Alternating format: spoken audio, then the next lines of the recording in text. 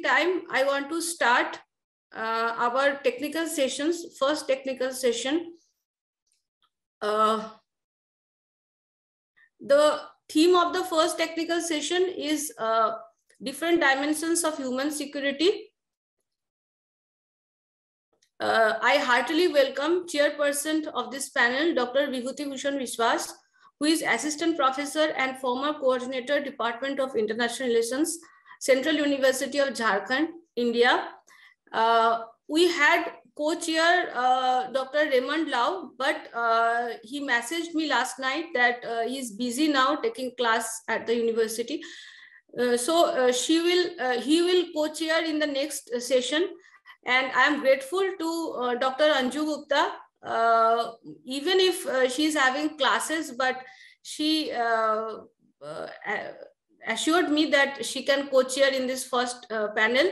So I heartily welcome co-chair of this session, Dr. Anju Gupta, Assistant Professor and Head of the Department Political Science, IIHSG University, Jaipur. We have 25 paper presenters in this panel. So now over to you, Dr. Vibhuti and Dr. Anju Gupta. Just manage the panel whatever way you want. And you have 1 more hour, as you can see, that is scheduled at 2:10, but we are starting at 1:16. So you have 1 more hour. So if you want to give some more time to the presenters, if you want to spare more time to the question answer, that is up to you. So over to you and thank you. Thank you very much, Dr. Nandini. It's indeed was very good start. The inaugural session, all the scholars, they have set the tune of today's conference. And it is very much as in the inaugural session, it was mentioning that it is always, it is very much timely to discuss about the human security or any kind of security issues, which is related to the human. It is I would like to thank you, Dr. Nandini, for giving me this opportunity. And in fact, we are also one of the collaborators in the conference, and I can see that there are so many other institutions from around the globe. They are also collaborating with this IIHSG. So thank you very much for giving this opportunity once again. And I can see that that my co-chair is Dr. Anju Gupta. I welcome her also. She is assistant professor and head Department of Political Science, IIHSG University, Jaipur. I welcome you, madam. And there are 25 paper presenters listed in this technical sessions. And it's thanks that concluded that inaugural session over before half an hour or 40 minutes before. So we are thankful to all the people so that we have we got some more time. So without, I think paper presenters will be available, and we can call name one by one. And before going into detail, actually I was asked to make a presentations also during these sessions. So what I will do, so at the end of the session, I will make my presentations on a very particular topic, that is impact of climate change on the coastal belt of Andaman Islands. So Andaman Nicobar is a part of India, which is situated 1,000 kilometer far away, 1,100 kilometer far away from mainland India, and it is islands, 572 islands, consist of 572 islands. So these islands also facing certain kind of climate change issues. So that I will make my presentation at the end, so that the other paper presenters can get some time. If time left, then I will talk on this issue. So what I request Dr. Anju Gupta, she can introduce herself, and we can start our panel. So over to you, Madam Anju Gupta ji. You can unmute yourself, Madam. Yes. Can you hear me? Yes. Am I audible? Yes, you are audible. Good afternoon, one and all, and thank you, Professor Biswas, for introducing me. I'm Anju Gupta, Dr. Anju Gupta, and I'm HOD Political Science in JCRC University. And my area of specialization, although is Indian political thought and political theory, but since this topic is so dynamic, human security and governance, I think we all have seen in this last 2 years, the era of pandemic, how the human security is under the threat, and we have so many issues. So I think that would be a wonderful session to co-chair with you, Professor Vishwas. And I wish all the participants, a hearty welcome. And without wasting, because we have so many panelists in the in this session, so I would not waste a minute, and I would give them an opportunity to share their views. I think we should start with the panel, the presentations. Yeah, thank you, Dr. Anjuji.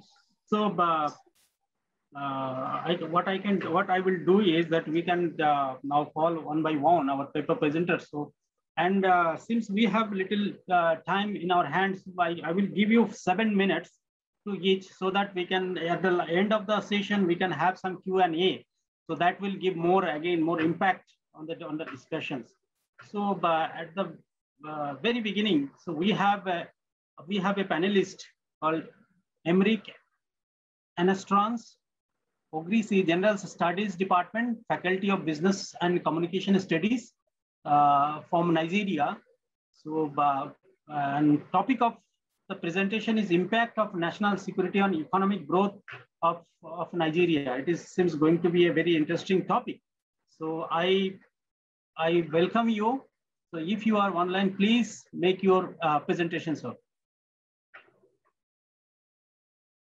From Nigeria.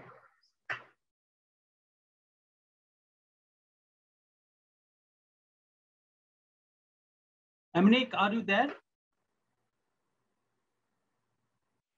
So, sir, the presenter is not available right now. Okay, no issue. Thank you.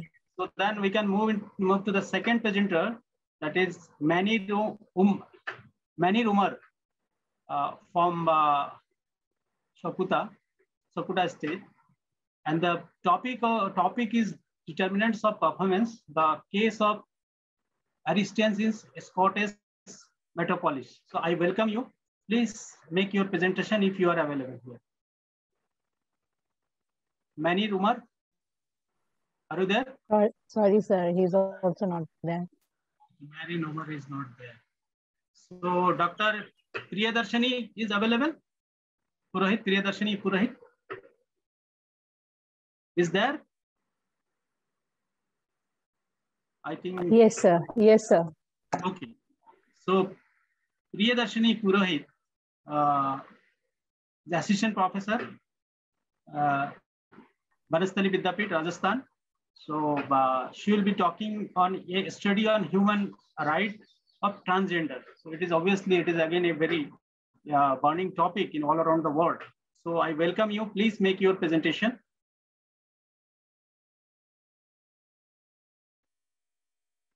Are you there? I don't know whether, okay. And I think, yeah. And I get another co-presenter actually, Shakshi Rathi. So research scholar in the same university. So please make your presentation, please. It's over to you. So, yeah, you are audible now. Okay, please go ahead. So, good morning, everyone. Well, I have a topic on transgender. Well, this will reflect the precarious condition of transgender person in India. So, may I share my screen for the slide? Yes, you can.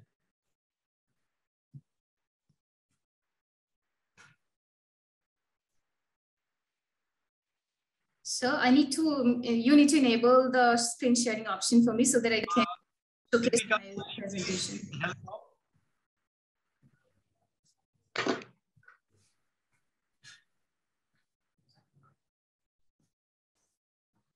Hello?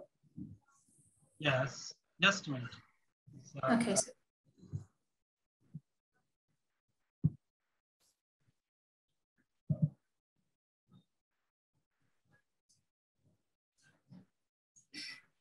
Rita, are you helping?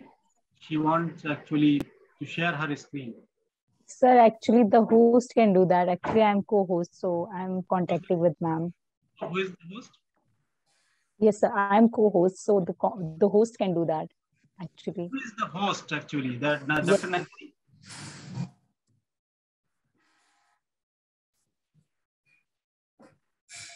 So please help her to share her screen. Yes, sir.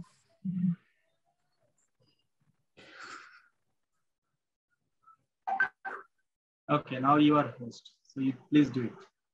Yes.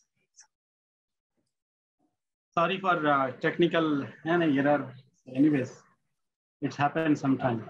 Sir, now I make her co-host so that she can share her screen. Thank you. So now Shakshi, you share your screen. Okay, sir. I'm trying.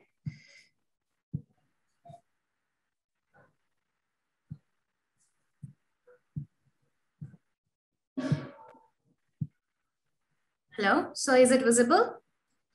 Yeah, it's visible. Go ahead. So you will get 7 minutes. Okay, so my topic is study of human rights of transgender, where I'll talk about the precarious condition transgender community is living in India.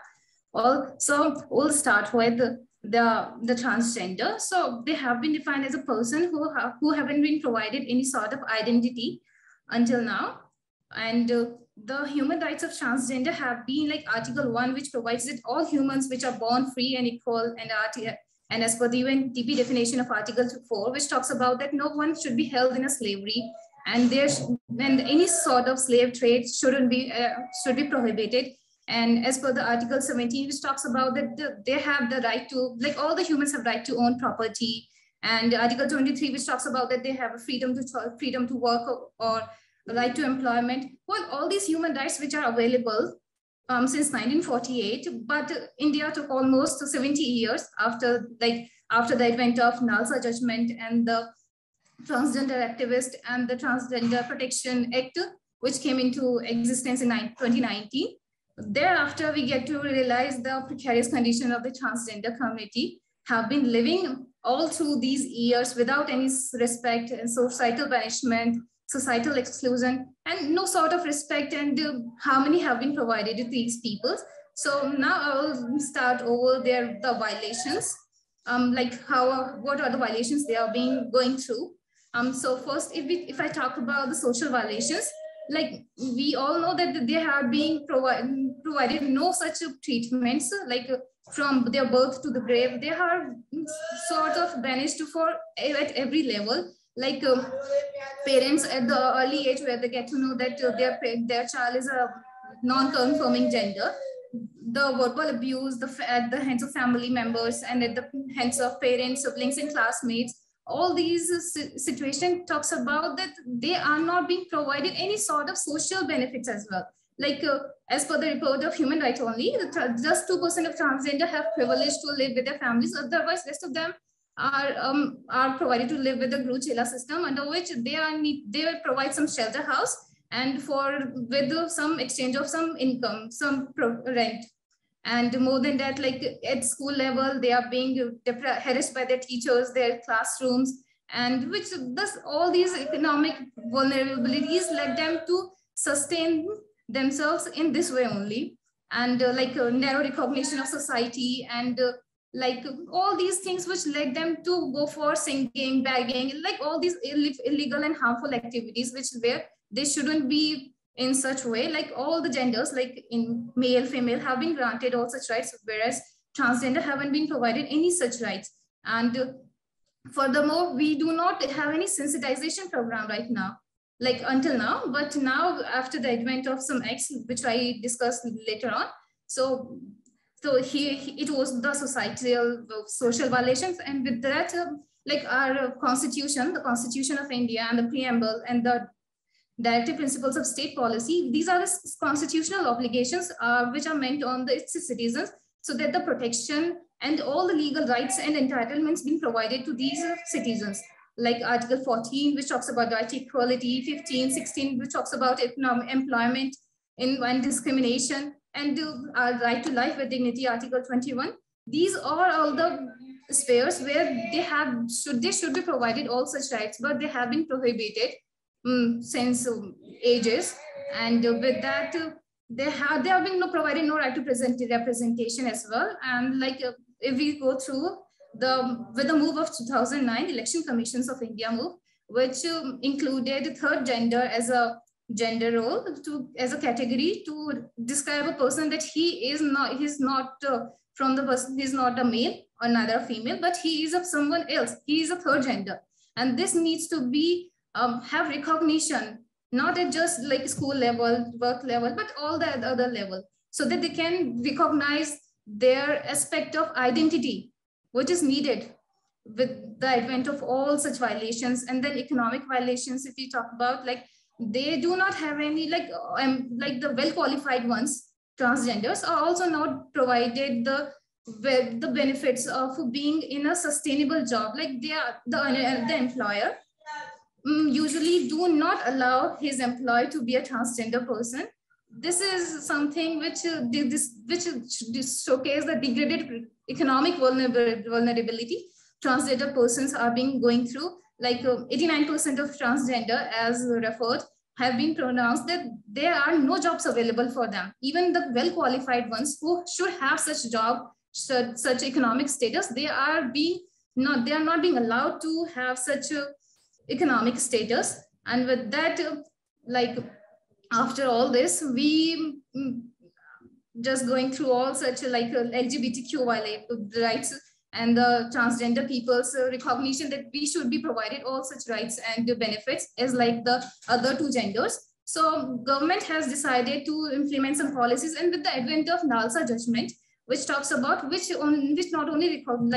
recognize that they should have legal identity. They should be recognized because they are not just being regarded as human, but they should be given some prestige. Some mechanism should be provided so that they can, so that their protection and safeguard mechanisms could be provided so that they can live as a normal human being, which is still a hard reality. And the recognition of the elements and the fundamental rights needs to be provided, which was just a hypothetical situation for them, but now needs to be provided in a practical shape so that they can showcase that they are the third gender, and they should be provided such benefits and such prestige and respect within the society. And with that, the National Transgender Protection of Rights Act of 2019, with this, after the NALSA judgment, they directed to cater to these all such problems transgender communities been facing. So government enacted this act so that it could decriminalize and accord punishment to the persons who are maligning their image, and various offenses, punishments and imprisonments was provided so that to abjure violence against them needs to be prohibited. And with that, various entitlements and welfare boards was set up. Sakshi. Yes, slides change kariye beta. Okay, ma'am. And with that, we have national protection nation. With that, we have a council as well, where under the auspice of Ministry of Social Justice and Empowerment, where we provide advisory assistance to the government and other ministries so that they could cater or to monitor the problems which they have been going through. And so that all the welfare boards, all the basic communities like... Change your slides. I'm changing. See, you have to conclude within 1 minute. So, and your slide is not moving actually. So you have to move the slide and you have to conclude within 1 minute. Please conclude your paper. So, is it visible? I'm showcasing conclusion. No, it is not visible. It is not visible here. But I don't know whether some host should do it. I don't have access to do it. But Rita, Kumari, please do the job. But you finish, okay, Sakshi, you go ahead with your presentation. You can see that we can share this one to all the participants later on. You can go ahead. So, well, at the world level, we have Mexico, we have Cuba and Ecuador, and Nepal is also one of the countries which has progressive laws for the transgender community. And within India as well, we have Tamil Nadu, a model state, which has welfare measures for the transgender people, so that we need to follow all such measures which have been taken by the other people at the world level and at the states of Tamil Nadu, so that we can provide all and services they are being denied till now.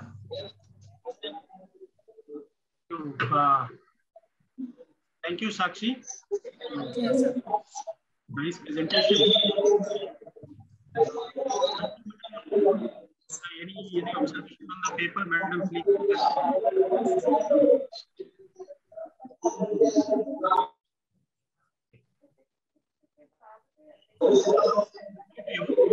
Madam, you want to make any observation on the paper, or I will make some observations and then you can go ahead. So, Sakshi, very nice. Though the time we have allotted very short time to you. So, it was a very nice flow of your paper, and it's really there are so much of problem in the society, not only in Indian perspective, in global perspective. If you see, transgenders are really, they are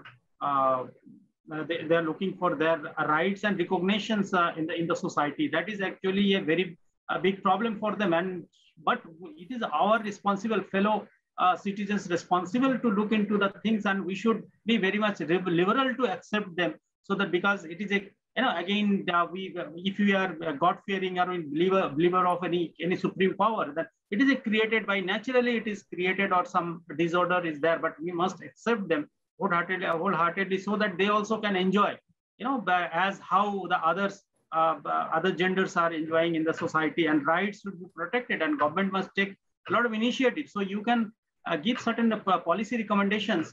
And this paper can be published, so that some government or any other institutions, those who are working particularly on the transgender issue, can take up the things.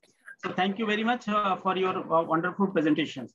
So now we have the fourth number presenter, Dr. Sunita Bhola.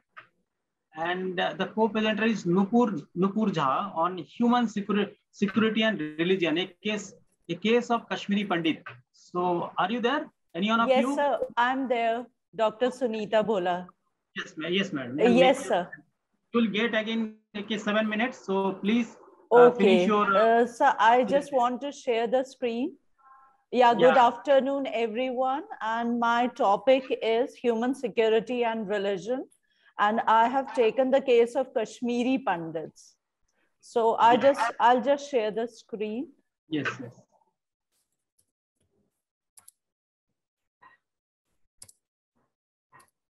Rita, yes, sir. Yes, sir. I just made her co-host so that she can share her screen. Thank you. And you make sure that this slides are changing. So please make sure of that, because last. Is it visible, sir? Can you please tell me? Nothing is okay. Okay. And I request Anju madam to make a observation after once a presenter is finishing paper. You can make. Sir, is it visible now? The slide? Yeah, it is visible. Okay, thank you. I will unmute Anju madam. That time you can make your observation. So yes, good afternoon, everyone. The host is not allowing. Yeah. I now unmute. Sorry. Okay. Sorry, sir. Actually, they were not allowing. No. I've now unmute you. So at the end of the paper presentation, I will unmute you, so you can give your sure. Comment. Okay. Thank you. Okay. Shall I begin? Good afternoon, everyone. Good afternoon, ma'am. Good afternoon, sir. And my topic for today's presentation is Human Security and Religion, a case of Kashmiri Pandits. So I have taken up the case of Kashmiri Pandits, and I believe it can rightly be called the worst case of religious intolerance and exclusion, because it has been like over more than 3 decades now. And after settling in different parts of the country, they are still struggling to reconcile with the circumstances that forced them to completely evacuate their homes. So this is the topic, and I'll share my slides. And through this paper, I have attempted to look into the reasons for the Kashmiri Pandits' exodus. And I have taken into account important individual narratives of the victims. And I have also taken the literature that has been associated with this. And okay. Now, a brief introduction of like the history of Kashmir. I'll share that. Like the Kashmiris, the Kashmiri Pandits, they belong to the clan of Saraswat Brahmins. And they were like, when they started there, in terms of occupation, structure, lifestyle, ownerships of land and education, they fared much better than their Muslim counterparts. And yeah, and before the exodus of 1987, 1990, there was a tribal raid in 1947 as well. That has selectively destroyed many Kashmiri Pandit families. And those who had managed to survive the raid, somehow they have faced the brutalities that scarred them for life. It was during this period that several Hindus were forced to convert to Islam. And now I'll talk about the methodology that I have chosen. So for this purpose, I have used both secondary and primary sources. This is the approach that I have taken. And okay, so I have interviewed, I have many Kashmiri Pandit friends, so I interviewed them. And I have, like in YouTube also, there are many videos which I have watched. And then there are many books written by Kashmiri Pandit that also I have taken into account. And documentaries as well. So all that consists of my primary and secondary sources of research. Okay, then findings and discussions. Like what I was able to through this when I went through the studies and all that, when I was watching the documentary. So the findings that I came was that the separatist leaders, those who were operational in Jammu and Kashmir, they advocated independent state. And they practice social security to the minorities as well. They are not saying that they want a separate state, but the people who follow other religion, they can also live with them. And the other thing is, like many prominent Kashmiri Pandits, they were killed. And they were planned, like it was a proper plan. According to the strategy, they were killed. And the Muslim population of Jammu and Kashmir were fed on the concept of Islamic jihad, where anyone who is not a Muslim would be considered a disbeliever or kafir. And hate speeches mainly, they were very much prominent in the valley in late 80s, 1980s and early 1990s. Hate speeches, that played a major role, and which ultimately led to the exodus of Kashmiri Pandits. So these are the findings. There's one very significant book which I read. It is written by a journalist. He's a journalist, Rahul Pandita. And the book's name is Our Moon Has Blood Clots. So he has narrated every incident, like according to the timeline, whatever happened in the valley. That is a very good book and written by him. Okay, so yeah, findings. And Yeah, the conclusion. So conclusion is when the secular outlook of India, of our country, calls for equality of opportunity, irrespective of any religion. So firstly, if that stands true in the rest of the country, why can't it be true for Kashmir as well? This is my question. And second, if differential or preferential exclusion of Muslims in CA is wrong, then so was the violence and threat of life in Kashmir for Kashmiri Pandits, keeping in mind that the evacuation did not happen in a day.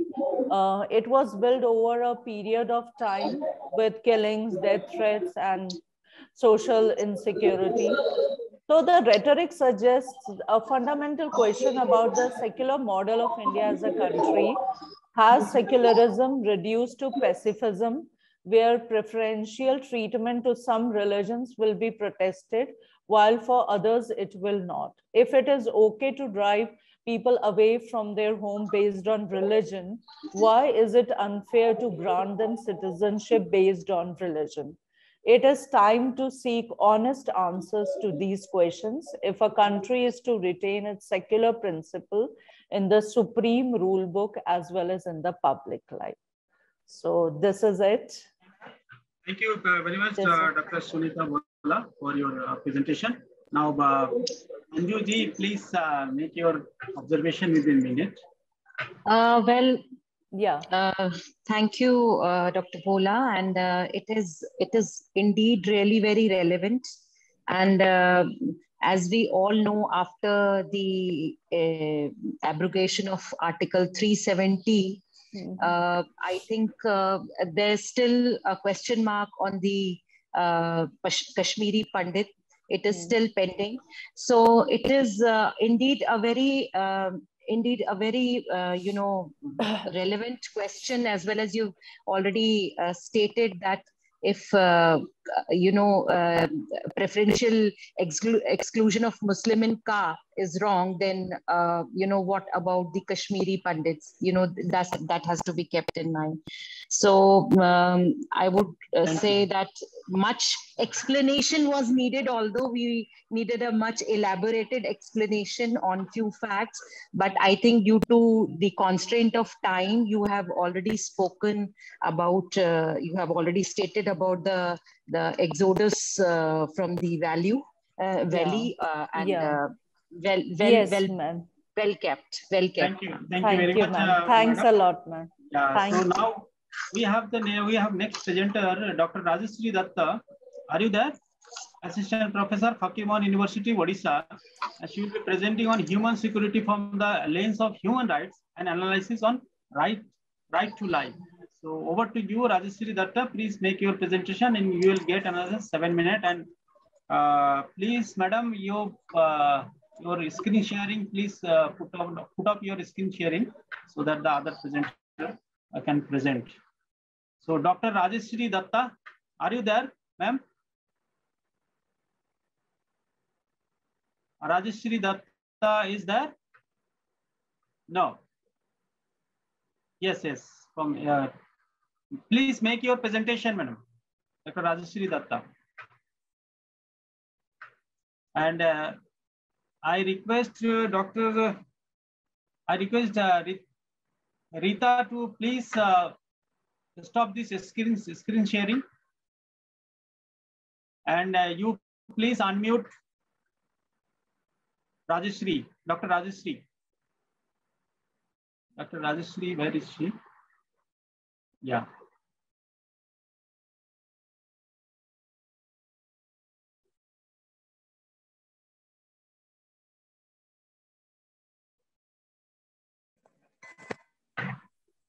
Yeah, Rajeshri, you can present, you make your presentation. Yes, thank you, sir. So my topic of presentation will be human security from the lens of human rights, an analysis on right to life. I am Rajeshri Datta. I am working as Assistant Professor of Political Science in Fakirmon University, Odisha. So to begin with, in the global debate on the changing meaning of security, human security has been established as a distinctive new concept which broadens the idea of security in exceptional ways. So human security is not about like states and nation, but about individuals and people.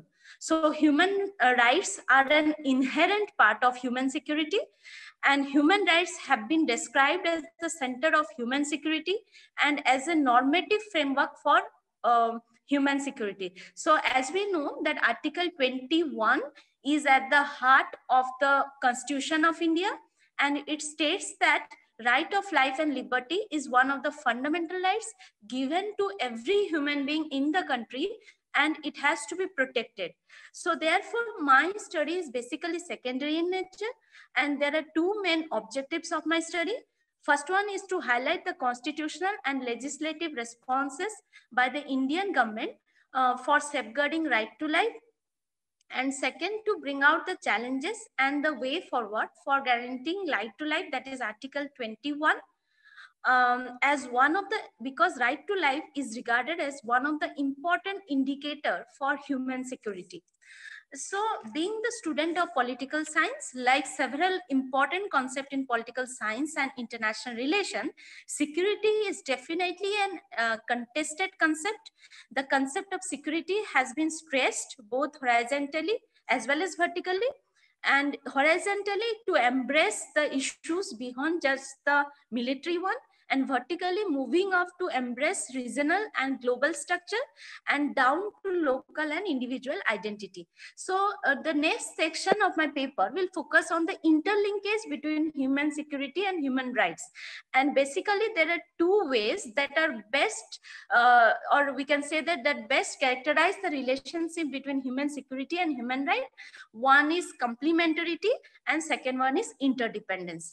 Moving to the first thing, that is complementarity, human rights and human security are mutually reinforcing, and human security helps identify the rights at stake in a particular situation, and human rights help also to answer the question, how should human security be promoted? So the notion of duties and obligations complements the recognition of the ethical and political importance of human security. So coming to the next concept, that is interdependence, the only long-term guarantor of security is through ensuring respect for human rights and humanitarian law.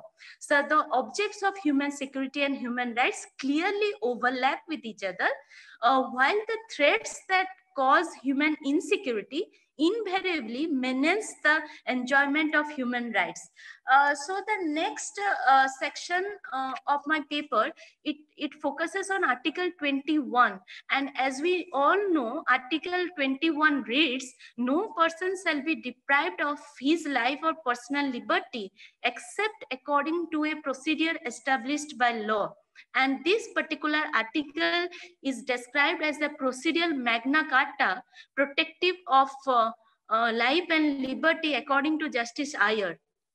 And we also see that it secures two important rights. One is right to life, another one is right to personal liberty. Article 21 is also fundamental to democracy, as it extends to natural persons, to all natural person and not just to citizens, and the rights is available to every person, citizen or alien. So therefore, now coming to the relationship of Article 21, that is the last section of our paper, with human security, I would like to go with the words of Amartya Sen, who very well said that there are three important unfreedoms, that is freedom, fear of illiteracy, the fear of early death, and the fear of starvation. Now, development requires the removal of this major source of unfreedom, and he says that, which we can relate to Article 21, that 5 important instrumental freedom for realizing Article 21 as by as promoting human security. They are political freedom, economic facilities, social opportunities, transparency guarantees, and last one is protective security. So therefore, here we find a connection, or we can say that Article 21, which deals with right to life, is one of the very important indicator for human security. Now, to conclude my paper, we can say that in a human security discourse, moreover, human rights appear to be merely a subset of human security concern. And the human rights agenda is much wider and it is much protective than the freedom from just want and fear stressed in human security. So borrowing from the tenets of the global human security concept, as well as relocating the idea of national security within the context of the Constitution or the Constitution of India and the international human rights framework can also lead greater ideological clarity and stronger human rights learning to save or to form a new understanding of security and right to life in context of India. Thank you very much for giving me this opportunity. Thank you, madam, for your presentation. Now, Anju, madam, make a statement of 30 seconds. Thank you. Of course, this is the Magna Carta of Indian Constitution, and the term life is something not only it is more than mere animal existence. We have a famous case of Khadak Singh versus state of Uttar Pradesh. So yes, and there another case of Maneka Gandhi versus Union of India, where we talk about right to life with human dignity. So a very well read paper, and you have concisely put all the aspects as I have been given just 30 seconds. So I think I have already taken 30 seconds. So over to you. Thank you, madam. Now, thank you very much, madam, for your wonderful presentation. And now we have another paper on, it will be again a very interesting paper, I think so, that Dr. Amrita De, Assistant Professor, Private University, Kolkata, she will be presenting Enduring Privacy in the 21st Century and Analysis. Let's see what exactly she is talking about. And after that, we'll make some comments on it. So over to Amrita De. Amrita De, are you there? Sir, Dr. Amrita De is not there, so sorry. Okay, no problem. So then move on to the next presenter is Dr. Angira Sen Sharma, Assistant Professor, Center for Development Studies, University of Allahabad, Uttar Pradesh. Angira will be presenting on understanding development through the human security framework. So over to you, Angira Sen Sharma, for your presentation. You will get 7 minutes. Hello, am I audible? Yes, you are audible. Yeah, just let me put my, I think my video is not showing. Do I? Yeah. Yeah. Okay. Thank you, Chair. At the outset, I would like to thank Dr. Nandini Vashishta for giving me this opportunity. As mentioned by the Chair, my topic is Understanding Development through the Human Security Framework. What I basically tried to do in this paper is that to see how the concept of development has evolved over the time, and to see the complementary between the people-centric development within the framework of human security paradigm. As I mentioned, this perspectives on development has changed over time. And historically, when we talk of development, the first thing that we generally associate development with is economic performance. But gradually, it was felt that it is not sufficient only to look development to the prism of economic growth. And there was more demand or more deliberations to look at development, concept of development, focusing on people and how people's well-being and improving lives was gradually becoming the main objective of development goals. So development economist Michael Paul Todaro has said, development is not purely an economic phenomenon, but rather a multidimensional process involving reorganization and reorientation of entire economic and social system. So as I mentioned initially, when we talk of development, the first thing that comes to our mind is economic growth, and especially post-Second World War, with the emergence of many Afro-Asian countries as independent nations, development became the buzzword and economic growth became the main focus of development. But later on, since 1970s and 1980s, we see more demand for widening this concept of development. And when we talk of economic growth as the main focus of development, the main economic indicators that were used are GDP, GNP, PPP, and GNI, which basically gave a country's market production figures, but not necessarily they were highlighting the economic well-being or quality of life, as they did not include factors like health, education, and life expectancy. For example, even two countries with same per capita income can face different developmental challenges. So later on, and in the 1970s, we saw that Latin American countries were doing very well economically, and then African countries were doing well. 1970s, East Asian countries where economies were doing very well. Latin America and African countries were developing, but that was not being seen in the process of eradication of poverty or removal of inequality. Again, I would like to quote from Dudley Sears, a development economist, who said that GNP can grow considerably without resulting in reduction in poverty, unemployment, and inequality. So what he argues is that he calls for dethronement of GNP as the primary measure of development. Again, we see economists like Hollis Chenery, Richard Jolly, and Montek-Singh Ahluwalia. They are arguing for redistribution with growth. Basically, what they were arguing was that there is need to maximize GNP growth and redistribute investment and income to increase welfare for the poor. Now, coming to, later on in 1976, ILO, International Labour Organization, introduced the basic need approach. Basically, if the basic needs like food, clean water, shelter, clothing, healthcare, education, and transport were being satisfied in a shortest possible time, then you are achieving your developmental goals. Later on, economists like Amartya Sen, Paul Street, and Mahbub ul Haq, they argued that development is about possibility of living a fuller life, and that led to the the new concept of human development.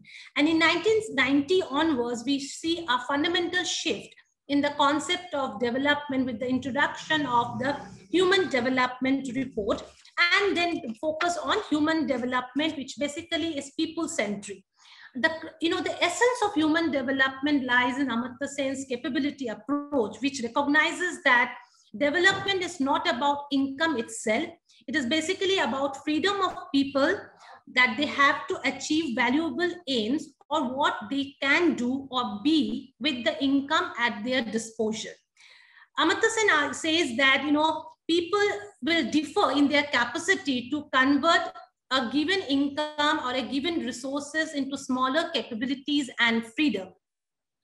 So thus we see concept of development has undergone a number of changes. The perception of development has changed over time. The human development paradigm basically argues that development must put people at the center of its concern. The four main pillars of human development paradigm are equality, sustainability, productivity, and empowerment.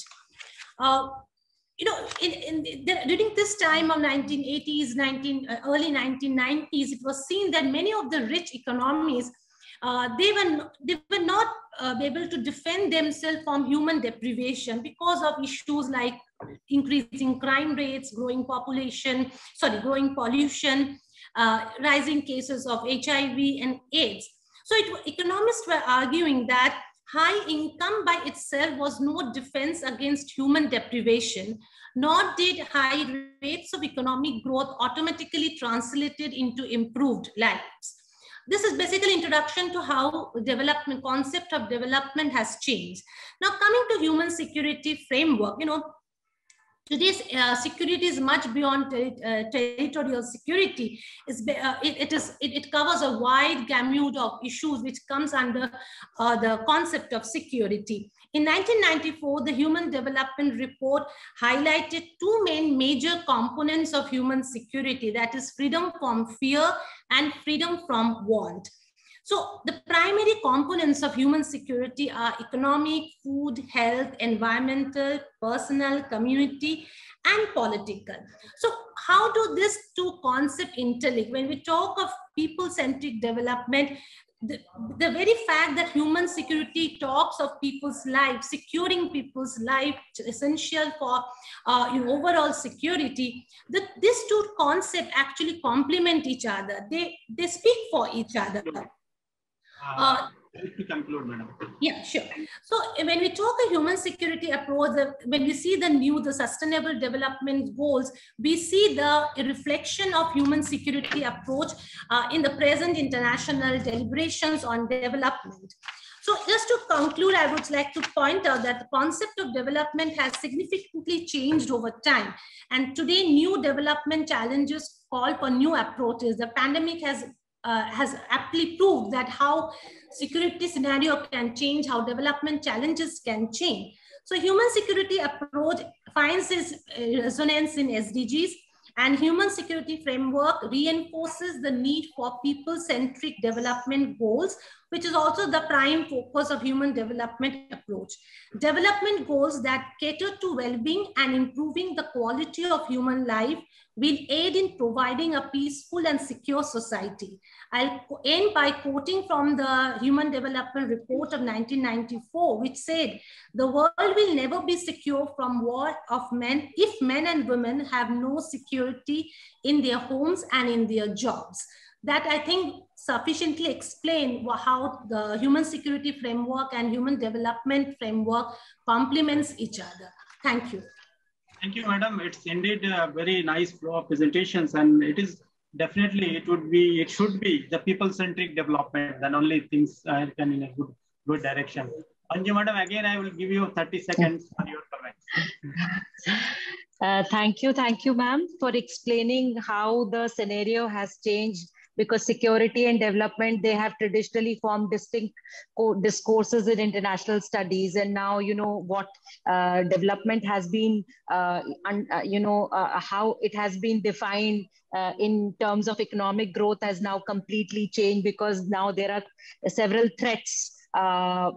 Like they have threats to human security in socio-economic roots, maybe, you know, in the environmental degradation, or maybe the economic and social inequalities, political migration, natural disasters. So I think it is a very wonderful explanation how you have, you know, concluded, keeping in mind the traditional or the, you know, the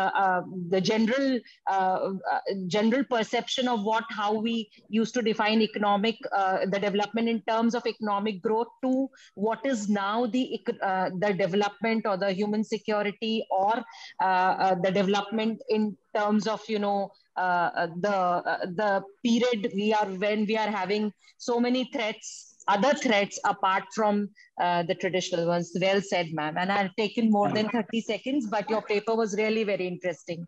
Thank you. Yes.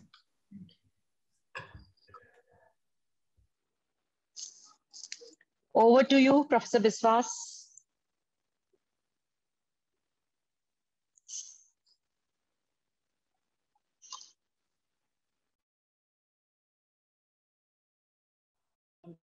Anyways, it was indeed a good presentation, and somebody from Allahabad, listening from somebody from Allahabad is always, again, you know, it gives me so much of happiness, because I had been there in Allahabad University for 2 years, 2009. So thank you, madam, for your wonderful presentations. Now move on to the second and next presentation by Dr. Archana Singh, Assistant Professor, Maharaj Balwant Singh PG College, Gangapur, Varanasi, Uttar Pradesh. So over to. हमने एक सवाल भी भूल दिया, जब प्रसव व्यवस्था 50 थी, ग्राम की 10 थी, जब प्रसव व्यवस्था 7 हुई,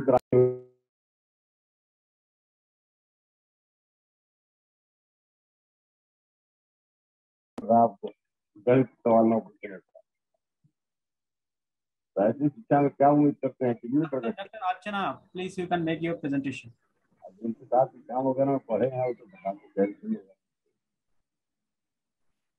Dr. Archana is there? Yes, sir. Dr. Archana is there, and I already unmute her. But I think there is someone else who is speaking. He's talking, but no, you continue with the presentation. I will mute the.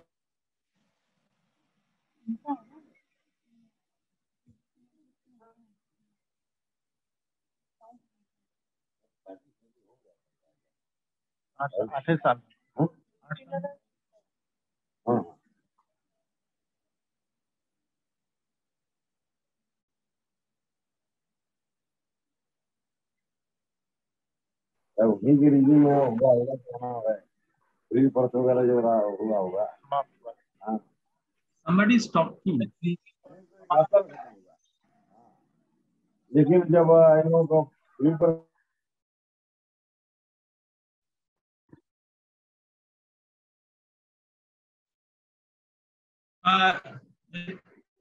Because some other background sound is coming from somewhere. Please rectify it.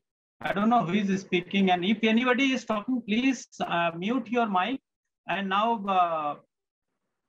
Dr. Archana is going to make her presentation. Please, madam, make your presentation. तो Sir, actually, Dr. Archana, someone else is speaking in her mic. So I think, sir, we should go ahead with the next participant. Okay, then let's see. Okay, we'll see Dr. Archana's presentation after some time because we are 8, 9. So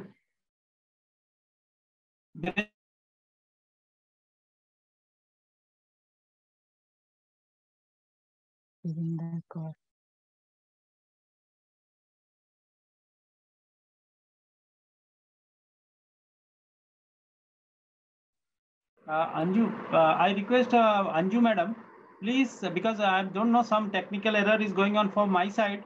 So please, if I'm not online, then you can make the announcement, or you can call the next presenter. So whenever I'm not online. So now we have the next presenter here, Devendra Kaur, Assistant Professor, Dayananda Maratha Das College, Mogar, Punjab. Yes, sir, I am here. Just give me 1 minute.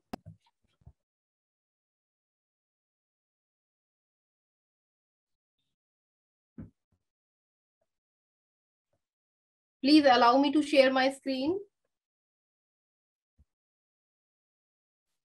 Yes, ma'am. I already allowed you. Thank you. Thank you.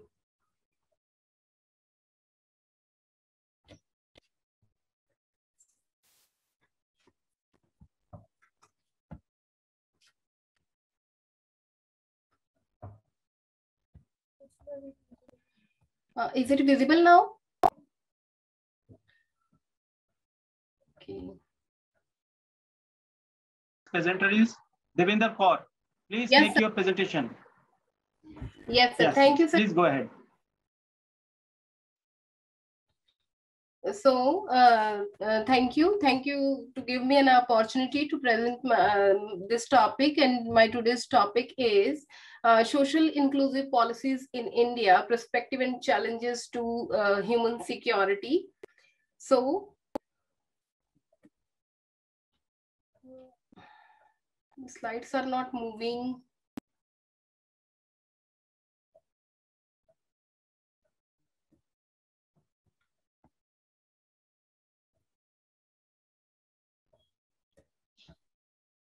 Rita ji, please address this issue. Slide is not moving. Camera on. So like this means we are losing so much of time. Please do something. No, this technical error is there all the time. So please go ahead with your presentation. So let rectify Rita Kumari will rectify your problem. You go ahead with your presentation. Just a second. Yeah.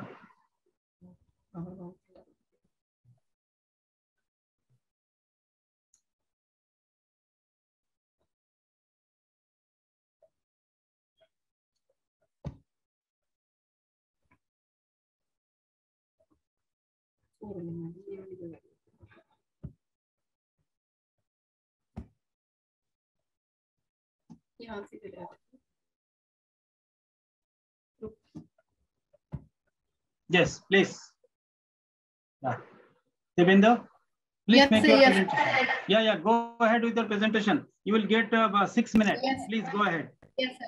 Yes, sir. Thank you, sir. Thank you so much for giving them this opportunity and social inclusive policies in India. First of all, I want to start with human security, what human security means and in Indian Constitution. So here I am showing Article 21 that no person shall be deprived of his life or personal liberty except according to a procedure established by the law. So here in the Maneka Gandhi case, Article 21, which we commonly known as right to life, and the right to life doesn't mean merely an act of to breathe only, rather it refers to a dignified life. When we talk about dignified life, it means a person who is a living being needs shelter, needs livelihood, education, right to right against any kind of exploitation. So this become the minimum words are there in Article 21, but it extends in a larger context these days. And my next slide is so.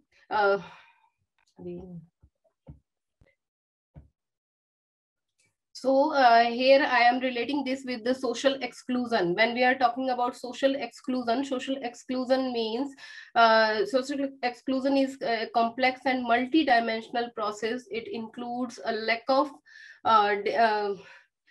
access, the denial of resources, rights, goods, and services, and the inability to participate in normal relationship and activities available to the majority of people in a society, whether in economic, social, political, cultural areas. These are the dimensions of exclusion, whether it is social exclusion, whether it is economic exclusion, political or cultural exclusions. It affects both the quality of life of individual.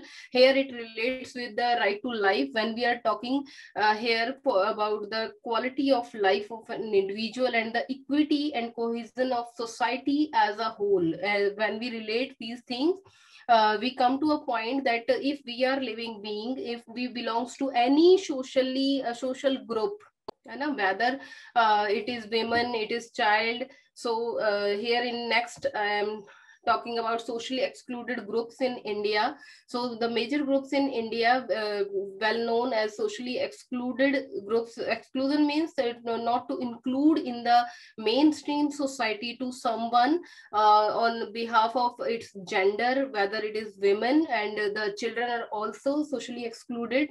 Here we include scheduled castes, scheduled tribes, which are also socially excluded on the behalf of their birth.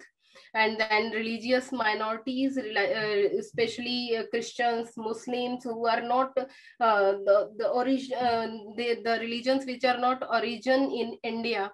And next, unborn female fetus are also included in this, because women rights, when we talking about women rights or women exclusion, it means women are having their life. But when we are talking about unborn female fetus, it means that we are not giving them a chance to live.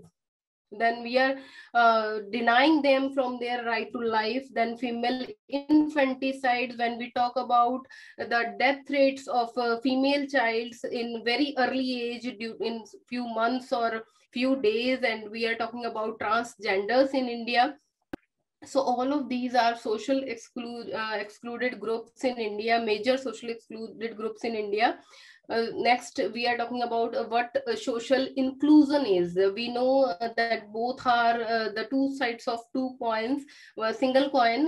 When we are talking about social exclusion, it excludes someone from the mainstream society, and to come put them again in the mainstream society, the efforts are called inclusion.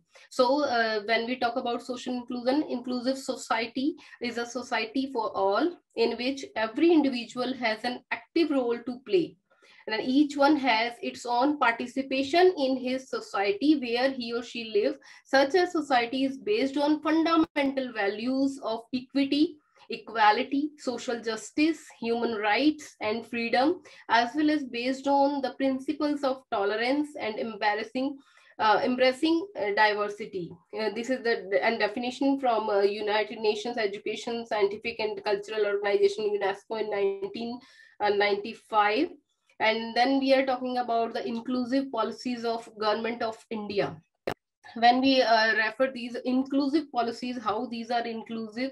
So India has adopted United Nations Millennium Development Goals, MGDs, in 2000, and then structured their 11th and 12th 5-year plans, stressed on aim of achieving faster and sustainable inclusive growth. When we are talking about growth, when we are talking about the development, then it should be sustainable and inclusive. When we are talking about inclusion, it means that the rural portion of India, we are talking about the last person of India. The government has adopted right-based approach and capability approach as a shift in India's traditional policy making. So what was the difference in earlier policy making? That the earlier policies or programs can be withdrawn anytime. So this was a time in 2004 when government has decided to attach these with the rights. So for example, we are talking about Manreka, the right to work, related with right to work.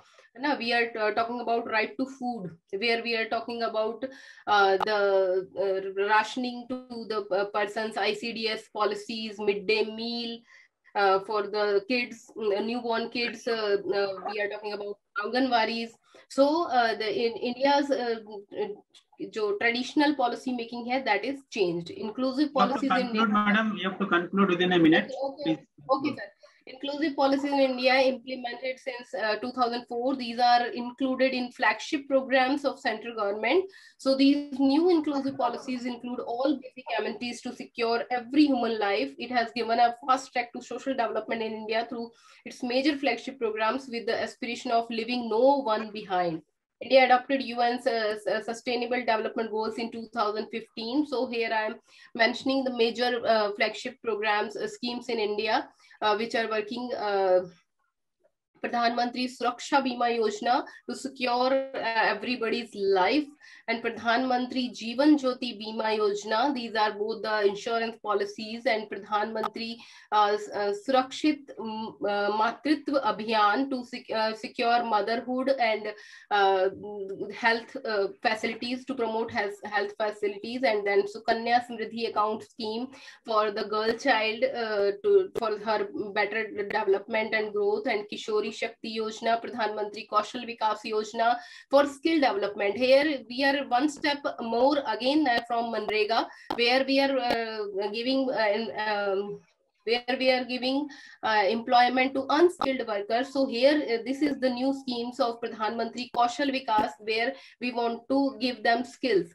Senior citizen saving schemes and national sport talent, and Pradhan Mantri Mudra Yojana to connect people with the banking system, and Atal Pension Yojana, Stand Up India scheme, and Pradhan Mantri Vai Vandana Yojana. So these are some major flagship programs, and the pre-matric scholarships, post-matric scholarships, Manrega. And Manrega was the major thing which appear in Corona time, where the government has a single instrument to provide people food and don't have time. Please conclude.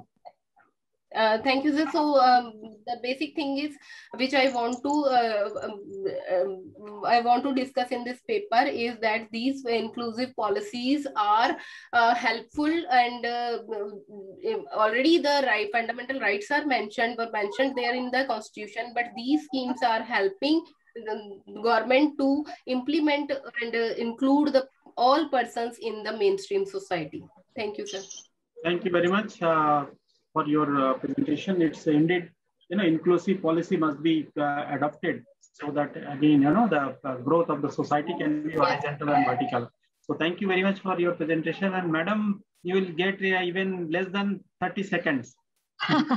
Thank you, sir. She has already spoken about the inclusive policy, but I would still comment on one inclusive policy, and that is inclusive policy for the minorities.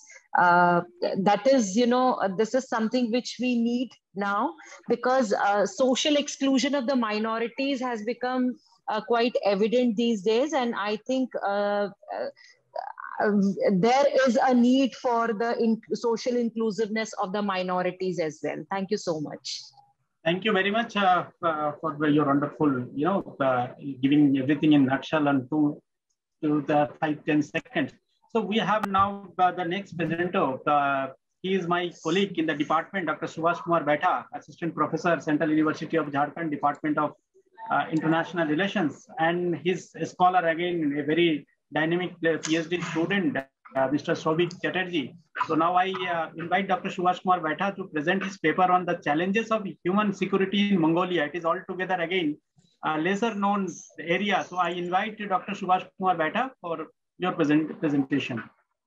Over to Dr. Baita.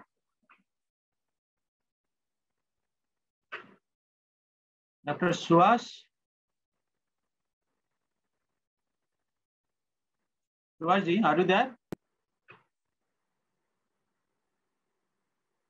Maybe he was there sometime before, but anyway, let's see. We can move on to the next presenter once he joins, and then we can, ask him to present. So I think he's not there now. Now we have Madhu Kumati. Just a minute, maybe. Okay. Unmute Dr. Subhash. He is there, very much there. Please unmute Dr. Subhash. He is there. Where is he? Subhash ji, video on करिए आपका, तब दिखेगा आपको.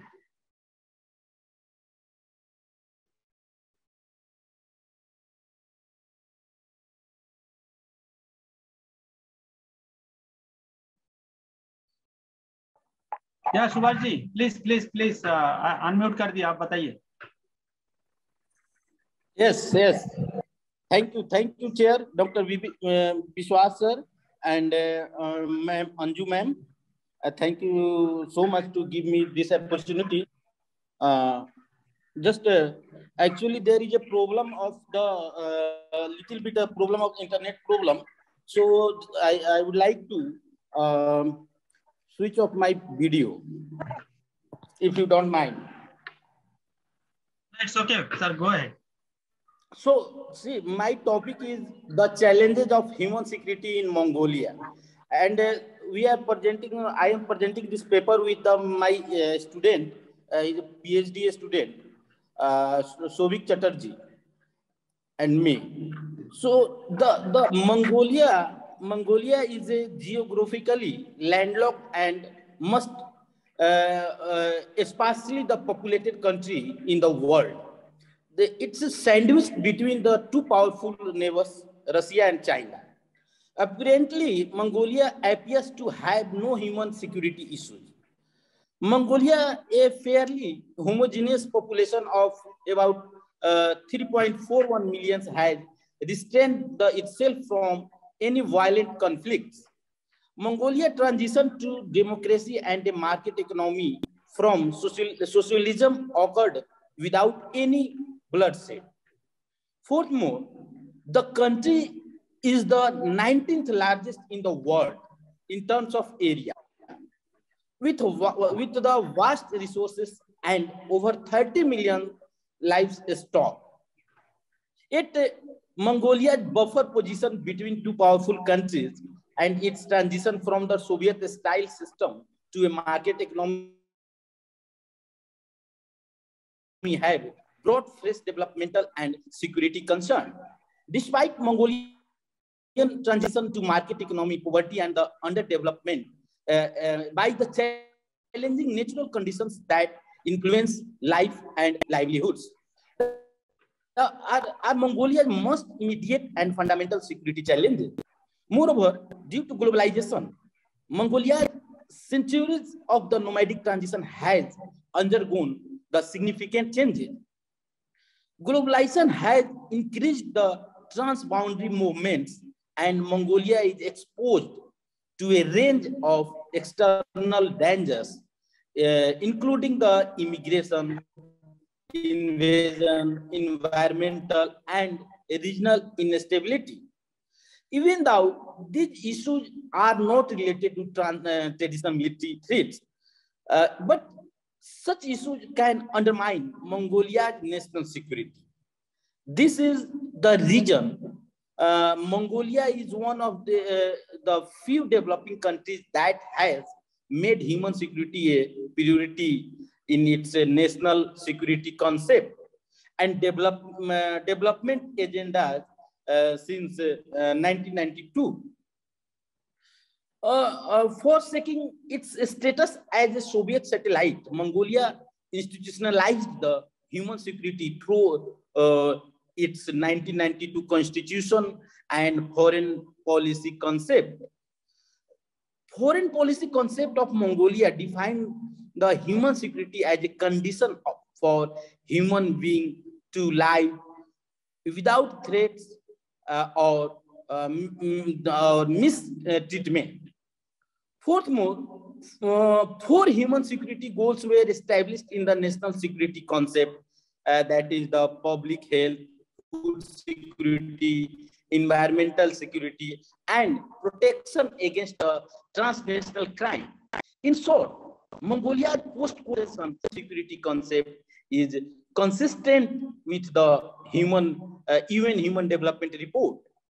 Although Mongolia has achieved commendable progress in several aspects of human security since the end of the Cold War, particularly in terms of having free elections and embracing the democratic values and respect to human rights, which are the cornerstone of Mongolia's post-Soviet foreign policy. However, a closer look indicates, like other post-Soviet countries, Mongolia is also suffering from various human security challenges. Therefore, in this paper, we have tried to highlight the major factors that are responsible for decline in human security in post-socialist Mongolia and what are the policy responses from the Mongolian state to ensure the human security in the country. These factors are like Mongolia's transition to market economy and its impact on human security, climate change and ecological impacts on human security in Mongolia, and lastly, unsustainable mining operations and its impact on Mongolia's human security. After that, we should try to explain the theoretical framework of the human security, but due to the lackness of time, I will not go to explain the theoretical aspects of the human security, as many of speakers had told about the theory. And directly, I will come on the Mongolia transition to market economy and its impact on human security. Due to political and economic transition of post-socialist countries, including the Mongolia, the notion of human security has affected significantly. Before the 1990s, like other socialist countries in Central Asia, Mongolia was also dependent upon the USSR. USSR not only provided the financial assistance to Mongolia, but it helped to Mongolian state to bring policy reform to address the socio-economic inequalities such as poverty, underdevelopment, etc. However, after the fall of the Soviet Union and without the essential financial support, Mongolia was not in a condition to invest in its non-traditional sectors. Therefore, poverty and non-systematic violence become the most observable concern in the post-Soviet Mongolia. Despite this, you have to conclude, sir, within a minute because time is running. It's a very short time, sir. So yes, sir. Now, I would like to explain the climate changes and ecological impact of human security in Mongolia. During the Soviet era, with the assistance from the USSR, Mongolia had developed a moderate industrial sector for productivity and domestic output. Nevertheless, the agricultural sector remains the backbone of the Mongolian economy. But after the Cold War, the Mongolian state had prioritized the industrialization and mining over the agricultural production to improve the overall economic situations in Mongolia. Now, the unsustainable mining operation and its impact on Mongolia human security. In the Mongolia, mineral and extractive industries has played a key role in the reviving of domestic economy following the collapse of the Soviet Union.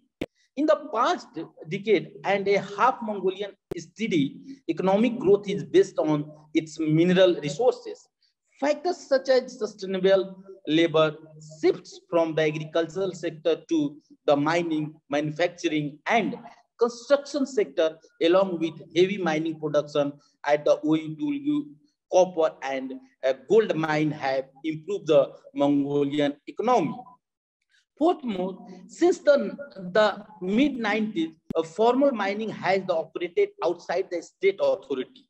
In this formal sector, international regularity framework are often overlooked, which led to a variety of major environmental problems, such as including changes in hydrological regimes, worsening of water quality, pollution. Please conclude because we are running out. Yes. Okay, sir. Just I'm concluding. Yes. So sir, only I will take the 15 seconds. Even though the Mongolian leadership were proactive to implement identifying the important human security challenges and develop a strategy to address them, the infrastructural weakness and financial difficulties, such as the distributing state income to seeking the funding from donor countries and international organizations in human security agenda, had restricted the government's capacity to maintain its human security promises. In addition, incompetence and corruption appear to be the major obstacle. To overcome Mongolian structure deficiencies and the administrative challenges, Mongolia requires to link national and human security while ensuring the sustainability its long-term economic growth. Moreover, Mongolia requires adequate financial resources to technological assistance from the external actors to develop a strategy for promoting human security. Finally, Mongolia requires both political commitment at the highest level and transparency and accuracy to avoid the corruption and fulfill the goal of human security. To present my paper. Thank you, Dr. Subhash. So I'm not able to give you much time because of time constraint.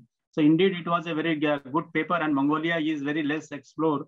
So I request you to please submit your paper to the organizer so that it can be published, after reviewing and all, so that everybody can get access of this thing. So thank you very much. And Anju, madam, would you like to? Yeah. Yes, congratulations, Dr. Subhash. Indeed, a very unexplored country like Mongolia. I don't think many of us know so much about it. What I could, when you were just reading your paper, I could see that, in 1990s only Mongolia embarked on a transition to a democratic polity. So it is indeed very interesting to know much about Mongolia. I don't have much comments to say because this is something which is very, it is unexplored, and I would love to read your full article. So over to you, Professor Biswas. You can. Yes. Thank you very much. So by now we are moving to the next paper on local government and ancient India by Madhu, Assistant Professor Sri Ratan Kanwalal, Pandit Government PG College from Rajasthan. So I invite Madhu for making her presentation, Local Government in Ancient India. Please, you will get 6 minutes. Madhu is there? No, sir. Madhu is not there. Okay, then now next paper is by Dr. Gyan Ranjan Panda. He is one of my good friend, assistant professor in Central University of Rajasthan. And he is a very dynamic scholar. And whenever I meet him, so I really, learn many things from him. So now I invite Dr. Panda, and he will be presenting a very interesting paper. Again, you can see that data-driven policy making and policy making and digital governance from enhancing human security in India. I hope it will be a very interesting paper. So I invite Dr. Panda for his presentation. Thank you, Dr. Biswas Vibhuti-ji. Thank you so much for being so, being good to me and Dr. Anju Gupta-ji. Can I share my screen? Yes. Rita-ji, please enable him to share his screen. So it is really a very good topic to get into this new areas of research, basically the human security. And when I thought of this topic, I thought that I should share something which is very. Is it share now? Yes, it's coming. But nothing is click to enter full screen. Yes, sir, it is visible. So please go ahead. Sir, okay. I will give you 7 minutes, sir. Okay, 7 minutes. Yeah, I should be very fast. So, yes, so the slide is moving now? Yes, moving, please. Okay. Please go ahead. So when we discuss about human security, as we know that it's a very multi-dimensional concept. Because it's very important factor to think about in developing countries, because most of the developing countries who lacks two things, major things. One is they lack the resources to provide security cover, which is a multi-dimensional aspect, that threat comes from anywhere, and it affects the human capability or the, hit them hard. So one is that they lack resources, which is mostly the economic resources. Second, which is now coming up very fast and very important thing for new generation researcher to think about, is called as a lack of credible data. Because if you don't have a data, then it is very difficult to assess the policy interventions for elevating the security, security part of people. So one thing is that human security is a multidimensional concept, and you lack two things which my topic is going to address. One is the lack of resources. Second is lack of credible data. But I'm not going into the budgeting part of it, because the resources can be anything. I will certainly deal with it in starting. So, and second part is my broad topic. So when we try to address human security, we want multiple supply-side interventions, and which will set the tone for demand-side management. Because people, citizens themselves who are feeling insecure, they will start demanding certain kind of a security parameter from the government agency, which is called as a supply-side interventions, which we call as supply-side interventions. And so if we look into the human security, there is an assumption that it is more linked with poverty eradication. That is a skewed assumption. What I am arguing here, poverty eradication is not only is a part of it, but there are many other aspects of human security which is which need to be addressed, like a health security, education, and I will talk about the livelihood security. So that is another aspect of it. So it is a skewed assumption just to associate human security with the poverty eradication. And the last part, which when I explain human security framework in India, I would rather focus on the data-driven public service delivery and digital governance. Because why it is so important? Because two things. One is it is weeding out the discretion of the service provider who have that resources to deliver, but they are engaged in a lot of corruption and other kind of a problem, so that they do not provide right antidote to the corrupt practices. Also, they do not promote effective program implementation as regard to targeted service delivery system, and so that it can enhance the human security. So this is the broad theme. Let's come back to human security and livelihood security, which is very important factor to think about when we talk about human security, livelihood security. So what exactly human security wants? Human security wants a right types of human capabilities to be improved, so that people themselves will start protecting themselves. So second is poverty eradication. Then you have to, the livelihood security also talks about well-being and capability enhancement of the people. Then the next part is more emerging areas, which is called as a climate change and other kind of disasters, which is also affecting both human security and livelihood security. That is adaptation, livelihood adaptation, vulnerability, resilience, building resilience of the community. Then the final part is that the people themselves are more closer to natural resources, mostly the extracting industries.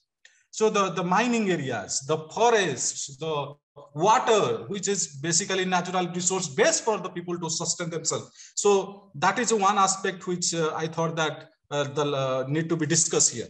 So let's come back to livelihood assets, because when we talk about human security, we usually this livelihood assets comes very prominently. That is human capital, natural capital, financial capital, physical capital, and social capital. This is called as a pentagon of capitals. So the poor, if the poor themselves are at the core of the things, all these human capitals are, shaping off the human security of any poor and marginalized community. So that is why the poor themselves are the core, and the five pentagons, these pentagons, different type of capitals are its enhancement as well as its narrowing down will always decide the human security capability. So let's come back to the framework, because the time Dr. Vibhuti will certainly ask me to tone down my presentation, but I would certainly ask for 2-3 minutes more. So let's talk about this framework. In the framework, you can talk about the policies and institution and government interventions that will decide the livelihood strategies. Then, it will certainly shape up the livelihood outcomes. And building up the livelihood assets, because a lot of things to discuss. So I'm just skipping those things. What exactly the data-driven policy making in the enhancing human security and livelihood security? So right now we are at the stage where we can actually say data everywhere. And am I audible? Are everything? Hello? Yes, sir. Yes, sir. You are very much audible. If nothing is not audible, okay. Please go ahead. Very interesting. Okay. So right now we are in a stage of society where we are actually sleeping and eating and breathing on the basis of data. if we leave data, we are not in a civilizations. So the civilization right now rests on data. So data everywhere. And in 2010, the Economist journal, Economist Weekly, brought out a special report on this. The data everywhere. So what data says, in particularly on policy making? Data are integrated into the supply chain system or policy system that decide what kind of supply side intervention can be undertaken to invoke or to create demand side management. And so that the supply side here means government interventions. So all sorts of government interventions are linked with the data. And the beneficiary to service provider are also integrated through data system and digital governance system. So right now we are a system which is called as a data-driven society, and that now we are entering to the stage called as a big data society or evidence-based society. So if it is a data-driven policy making, means we are bringing big data, machine learning, and other kind of artificial intelligence to guide our public service delivery so that human security can be in data that has been created in the social science research, and that itself can be replicated in our social science in human security, if you want to look into the human security system. One is that it's creating transparency, because people are there, people are getting some kind of subsidies, government benefits, but there isn't hardly any transparency. So if you provide all the data and the to the public, and all kind of metadata, also the administrative data and as well as the social data, there is a high possibility that it can ensure transparency. Second is that if you want to discover certain kind of experimentation in the policy system or any kind of service delivery system, one must know the gray areas. And that gray areas can only be explored through the use of big data. So that is very important factor. Third thing is that big data helps the public service provider to customize their own actions. So that if there is a human security problem in our country, something like tribal areas, some kind of intervention required in the disaster prone areas, some kind of that means intervention required in the drought prone areas, which is the climate centric areas, then you need to customize your actions. One size fits all approach is not going to help if you want to tackle the multi-dimensional perspective of human security. So that is why to customize your action, you need big data significantly. Fourth part is that you have to make adequate human decision making, which is approximate decision making. We take on public policy makers, they used to take a lot of decisions for the sake of taking decisions for the political reasoning. But what big data will provide you, that if you are making a certain kind of decisions, which is based on cost benefit analysis, then what will happen, that you require approximate decisions. That means perfect decisions, and you can project decisions. That if you are making an intervention, what would be the net result after 10 years, 15 years? As you know that policy interventions having a gestation period. If a particular policy intervention is taking place right now, then you can only assume the fruit or dividend, policy dividend coming after 10 or 15 years. So that is where big data helps in human decision making. And the final part, which I am going to tell you here, is that big data provide a new business model for the policymaker, new business model for the policy design, new business model for service delivery, which we can say that digital ecosystem. And big data helps in this create values in this areas.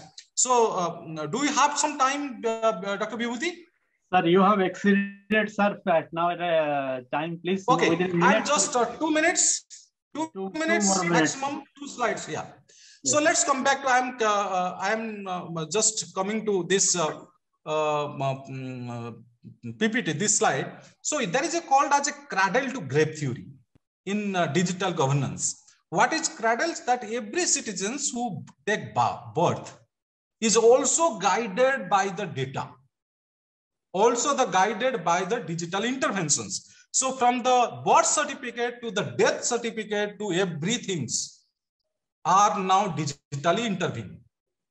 So you are getting everything, the government is getting data, you are making a policy approaches or policy design on the basis of data, then you are intervening on the basis of data. So I'm not going into this slide, anybody can see that from the birth certificate to death certificate to your job, to your income tax or whatever you want to do, land records to the banking system, a pension, everything is digitalized. So there is a whole, gamut of digital governance you can find here. So the final part, which I am not going to, ignore this, that every person on the basis of these digital interventions and data-driven policy making are actually getting a digital identity. And that digital identity is called as, in India, it's called as the Aadhaar system. And that digital identity actually open up a lot of other issues, which is called as a ethical nature. And our data protection laws actually in somehow want to help that, to control the manipulation or, misuse of data, but it is yet to be passed by the parliament. So that is why I'm saying that we are actually getting a, Aadhaar, which is the digital identity things. So what are the ethical concerns it is going to raise? As we know that our data are being hijacked, it can create a surveillance state, also create invasion of our privacy. So the lot of ethical concerns which we can think about it, but that itself will also become a human security threat. At the end of the day, when your privacy is being affected, the privacy is core to human security also. So, the human security is a a vicious cycle, and all sorts of intervention can also create an opportunity as well as a threat to the human security. So I'm ending with this, my presentation right now. Thank you, Dr. Vibhuti and Dr. Anju Gupta ji and other participants for having some patience to listen to my point. If you have any question, I am here to address. Thank you. Thank you very much, Panda sir. It's indeed, it is really in the present day, data is going to be a, very much and digitalization and use of machines are going to be very, very, extensive, and policy we have to make based on that, that only data friendly things we have to make.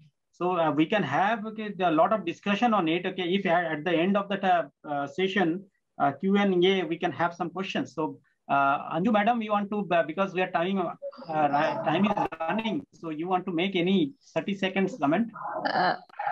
Yes, sir. First of all, Dr. Panda, you have shared very valuable suggestions, and I would definitely not suggest you to, but these suggestions should be given to the government as well. We can have a, a model of such things, and that is why political scientists need to,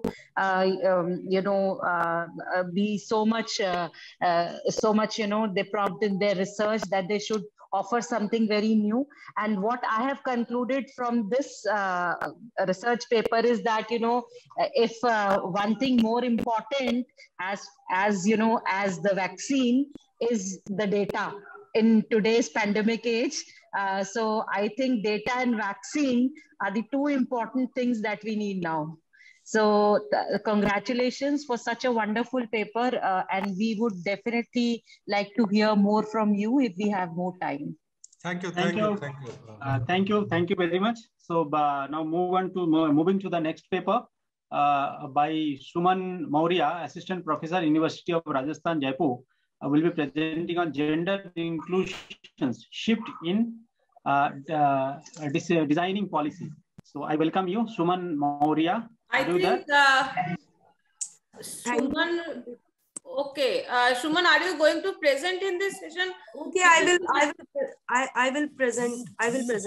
Okay, okay. Yeah, then please go ahead. You will get it five minutes to 6 minutes. Okay, sir. Okay, thank you. Please. Thank you, Honorable Chair, Dr. Vibhuti Bhushan Vishwas sir, and Dr. Anju Gupta, who is acting as co-chair. She is my friend also. And hello, ma'am. I have congestion in my throat, but I am trying to present my paper in gender inclusion, shift in designing policy very precisely. Of course, otherwise, Vishwas sir will intervene definitely. I also want to thanks to Nandini Basita ji to provide opportunity to present paper over here in IIHSG International Conference. Thank you to all dignitaries and delegates. Gender has a wide range of primary expressions. Gender studies, as we know, is a broad interdisciplinary project. Different behavior associated with men and women betray the ideological underpinning of socialization in culturally specific understandings of femininity and masculinity. The original Women in Development WID approach used an equity frameworks which pointed to the invisibility of women in the development process and argued that they should be treated as equal terms with men. This was eventually suppressed by the gender and development GAD perspective. GAD is not just about integrating women into development planning. The term feminist epistemology has been widely invoked, but there is no consensus on what it exactly constitutes. As we know that feminist epistemology has been defined that vary from women's phase of drawing on women's knowledge to a more gender inclusive feminist knowledge to a more disciplinary specific. Although the policy and gender have in Western democracies also, the declared goal is a gender blind policy and gender neutrality is embraced as a means to that end.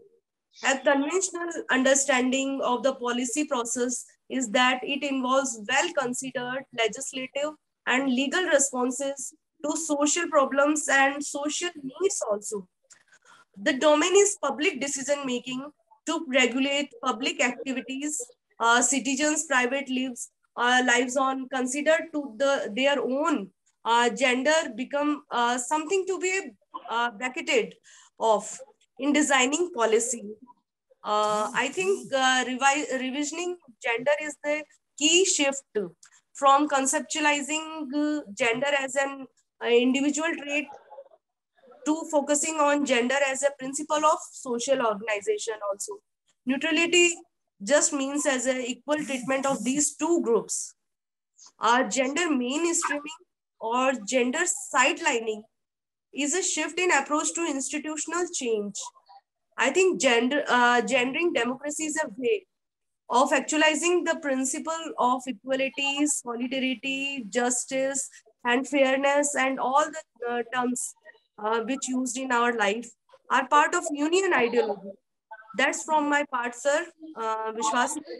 And thank you very much, Suna. It's you have so far. No, the presenters have taken before timing you have finished, but indeed it was a good analysis and observations from your side. So thank you very much, and Anju madam, you will get another 15 seconds for her. So.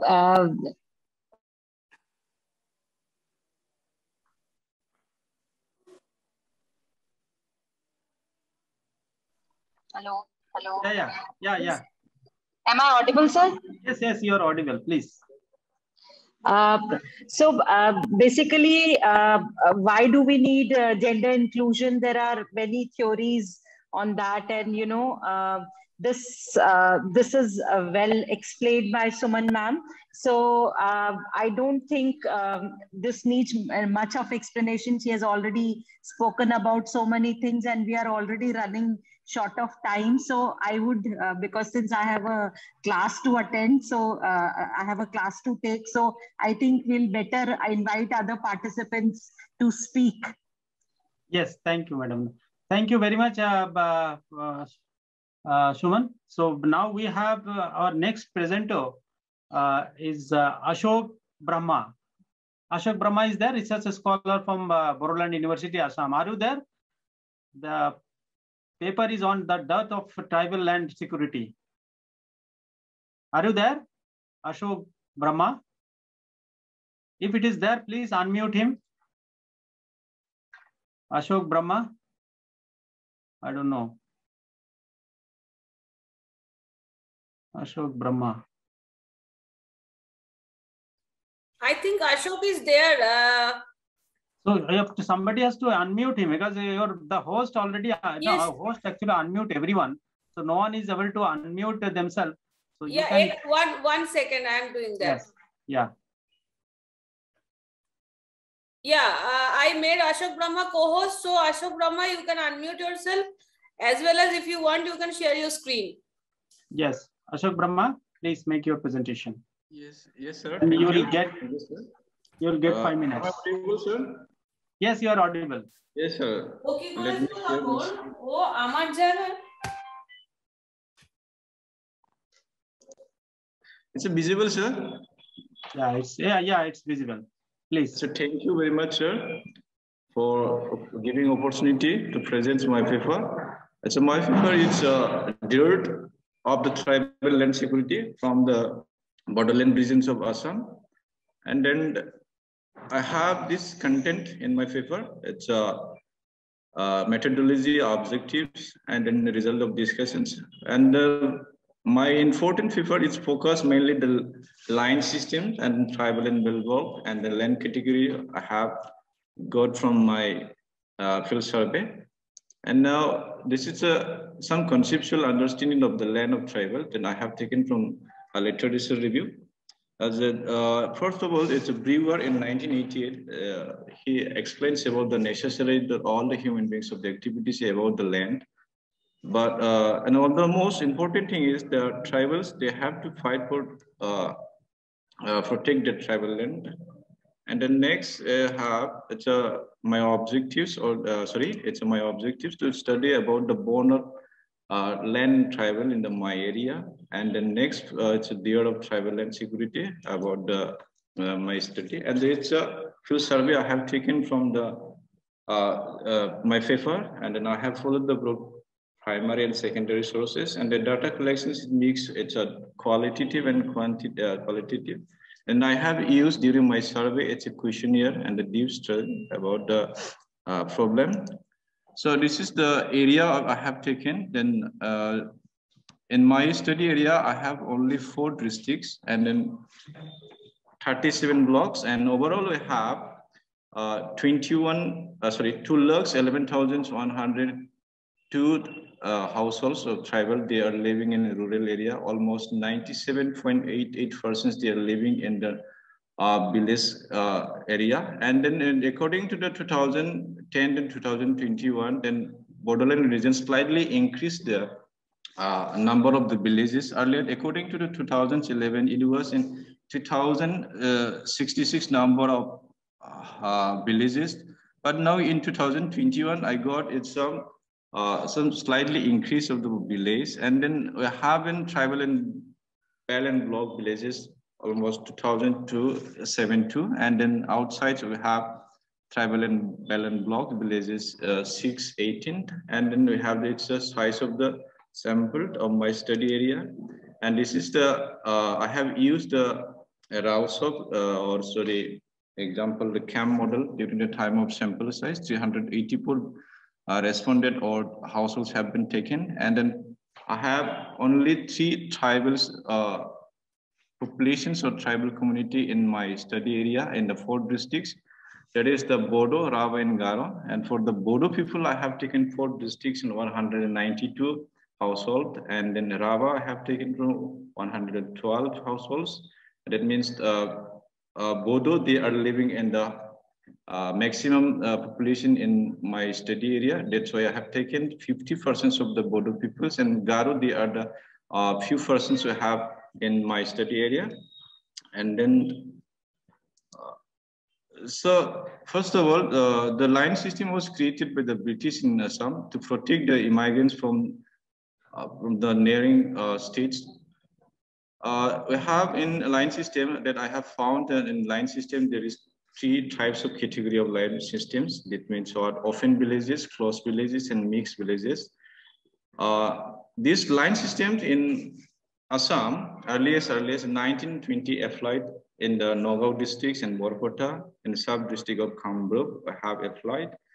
But during the time of this type of device in line systems, the British administrator with much good intention could not, however, solve problem of the unauthorized occupation and encroachment of the land by the migrants. And even the close villages were also found to have been encroached by the neighboring states or the countries.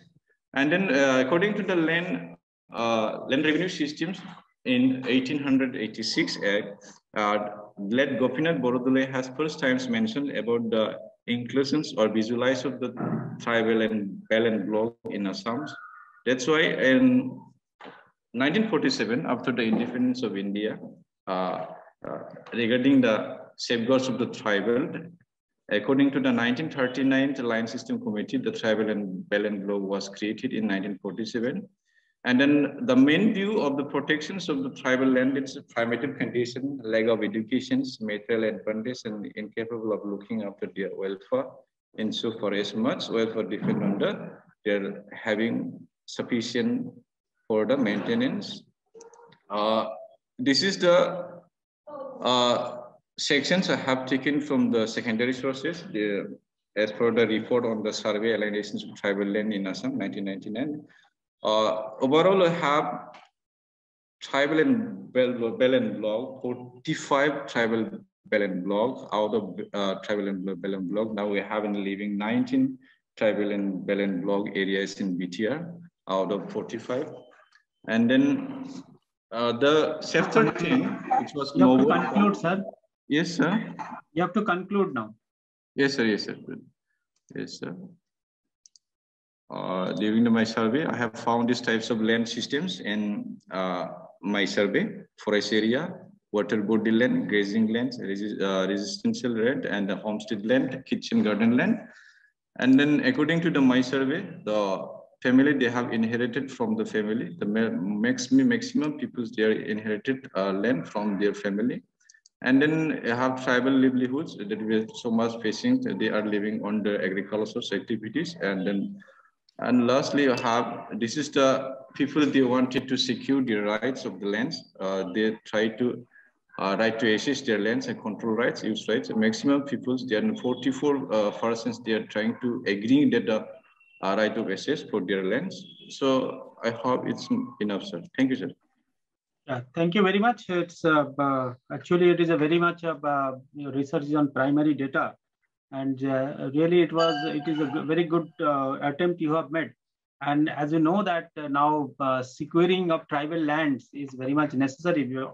As you know that global warming is around, and we can save this. Yes, the land of tribals, and then automatically we'll save the forest and other things. So it is very much required. Thank you very much for your presentations. Thank you, sir. Now we have with us Thomas Abraham is the next presenter, a research scholar from Mahatma Gandhi University, Kottayam, Kerala. Privacy, preserved data publishing, applications, opportunities, and challenges. So please make your presentation, and you will get 5 minutes. Are you there? Sir, Thomas Abraham is not there. Okay, no issue. Then Thank you. Next we have Sweta Rani, Assistant Professor, Department of Geography, Dayal Singh College, University of Delhi. Will be presenting on the human security, governance, and disaster risk preparedness of Delhi Metro during fire hazard. A case study of Central Secretariat Metro Station, New Delhi. It is very much again based on primary data. So over to you, Dr. Shweta Rani, for your presentation on this particular topic. Is there? No, sir. She's not there. She is not there. Okay, it was. And then we have Muhammad Yusuf, Research Scholars, Center of Advanced Study, Department of History, Aligarh Muslim University, Uttar Pradesh. And are you there, Mr. Yusuf? Yes, sir. He's there. Then he will be presenting on a paper on the function of the Bengal press in protecting political security in terms of human security, as witnessed in the civil disobedience, non-cooperation, and Quit India movement in Bengal, historical perspectives. So it is over to you. You will get 5 minutes for your presentation. Please make your presentation. Mr. Yusuf.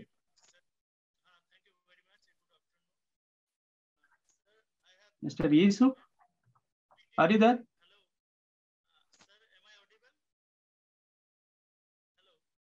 Rita ji, you see whether he is there or not? Sir, actually, we are receiving very low voice of him. So.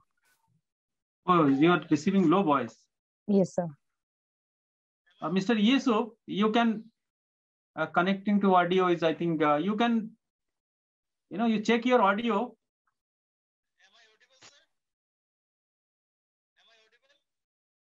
Can't hear anything from your end, Mr. Yusuf. Hello. Sir, am I audible? Yeah, yes. Now you're audible. Hello. Please make your presentation. Yes, you are audible. Please make your presentation and you will get 5 minutes. PPT related to my topic. So let me share the screen. Yeah. Ritika ji, please.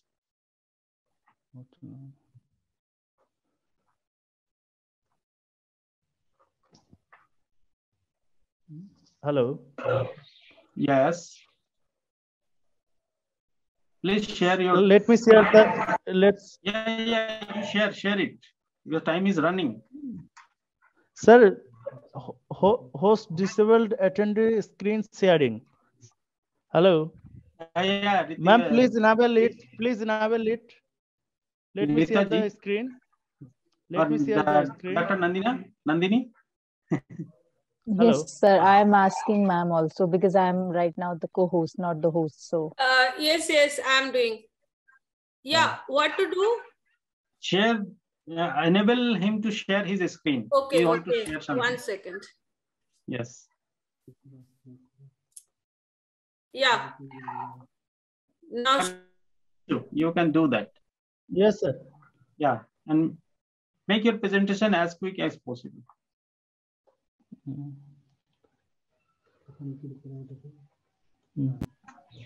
Nandini, you can give access to everyone now, so that we should not face again this problem. Hello. So we can save some time. No, actually, the problem is that I can't give access to everyone.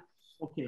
Because no issue. I can make co-host only 3-4 people. Okay, no issue. Yusuf, you can make your presentation. Sir. No, something is what you're not able to.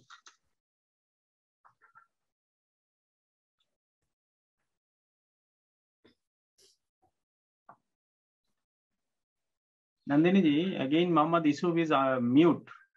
I don't know. No, but I made a co-host. But he is not able to. He is co-host. You can see. Yeah. Okay. Yes, sir. Ma'am is right. He is the co-host and he can unmute himself and can start. Yeah, he left, I think, and 3 Muhammad Yusuf is joining. Okay. Yes. His internet is so what we are wasting so much of time. So we can move to next paper so that he can join and again. Just 1 second. Actually, 3 Muhammad Yusuf is there. So Yusuf, please make sure that I have to make you co-host, but only 1 Muhammad Yusuf I can make co-host, because I can make co-host only 6. I don't know which one is here. So, sir, please raise your hand so that we can unmute. Yeah, raise your hand. Muhammad Yusuf, raise your hand. There are 3. Or one, or you can, you know, put on your video so that we can see and unmute. There are 3 Yusufs.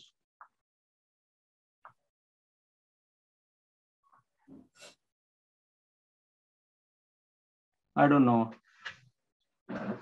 Jivesh Jha is raising his hand, but Yusuf, I need your response. Jivesh, you can ask questions after the presentations, I think. Vibhuti? Yes, yes. We can go ahead. We can let him come again. We can, shall I call next one? Because time is very short. Yusuf, I made all Yusuf co-host. Yeah, now. Somebody is presenting. Yeah. Jivesh Jha is why raising hand? He's I think he has some question. Or later, at the end only he can ask. Yeah.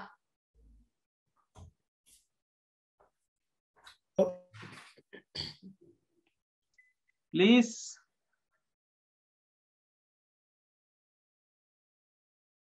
Internet is very low, I think, from Mr. Yusuf end. There is 2 Anju Gupta also. So, yeah, some technical error, I think. Yes, ma'am, that's true. Anju Gupta, ma'am, are you there? So we can request Yusuf to present after that. Let us move to next paper. So you can, because his internet is not very strong. So maybe that is the reason why nothing is visible. Then I am removing him from co-host. Yeah, you remove. Now let us move to the next paper. And in between, after this one, again, I can call him. Okay. Okay. So now we have the next presenter, Subhashanda Sahu, research scholar, Gangadhar Mehra University, Sambalpur, Odisha, and she will be presenting. Are you there, Subhashanda? Yes, Subhashanda is there. I saw it. Her presentation is on empowering transgender people in post-independent Odisha, a study on policy perspectives. So, Subhashanda, please make your presentation and you will get 5 minutes. And you remove this Muhammad Yusuf from presenting. Yes. Subhashanda? Yeah, please make your presentation.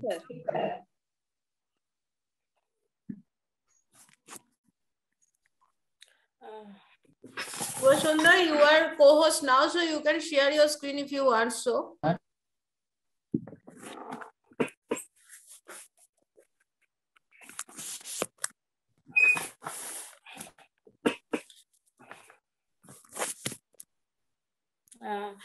Good afternoon, ma'am and sir. My name is Subhasandhya Sahu. I am a research scholar in Gangadhar Mehra University, Sambalpur, Odisha. So introducing my topic is that empowering the transgender people in post-independent Odisha, a study on policy perspectives. So as we live in a globalized world, still some section of people are isolated from the mainstream of this society. So now the question arises whether each and every section live a respectful life or not. So now the transgender people who are the most marginalized community who are isolated from the mainstream of the society. So in this paper, I try to study how what are the efforts taken by the Odisha government to empower the transgender people. And the second one is that to use the Amartya Sen's capability approach as well as to adopt instead of a right-based policy, we should adopt opportunity and a scope-based policy to empower the transgender people. And the last one is that what are the other efforts needed to be taken for the empowerment of the transgender people? As we know that empowerment cannot be bring at one stake. So it will take time. So the efforts of the Odisha government is not less significant in compared to the other states. But the problem is that while making and executing policies, we are not evaluating whether these policies are actually transparent in nature or feasible to the transgender peoples.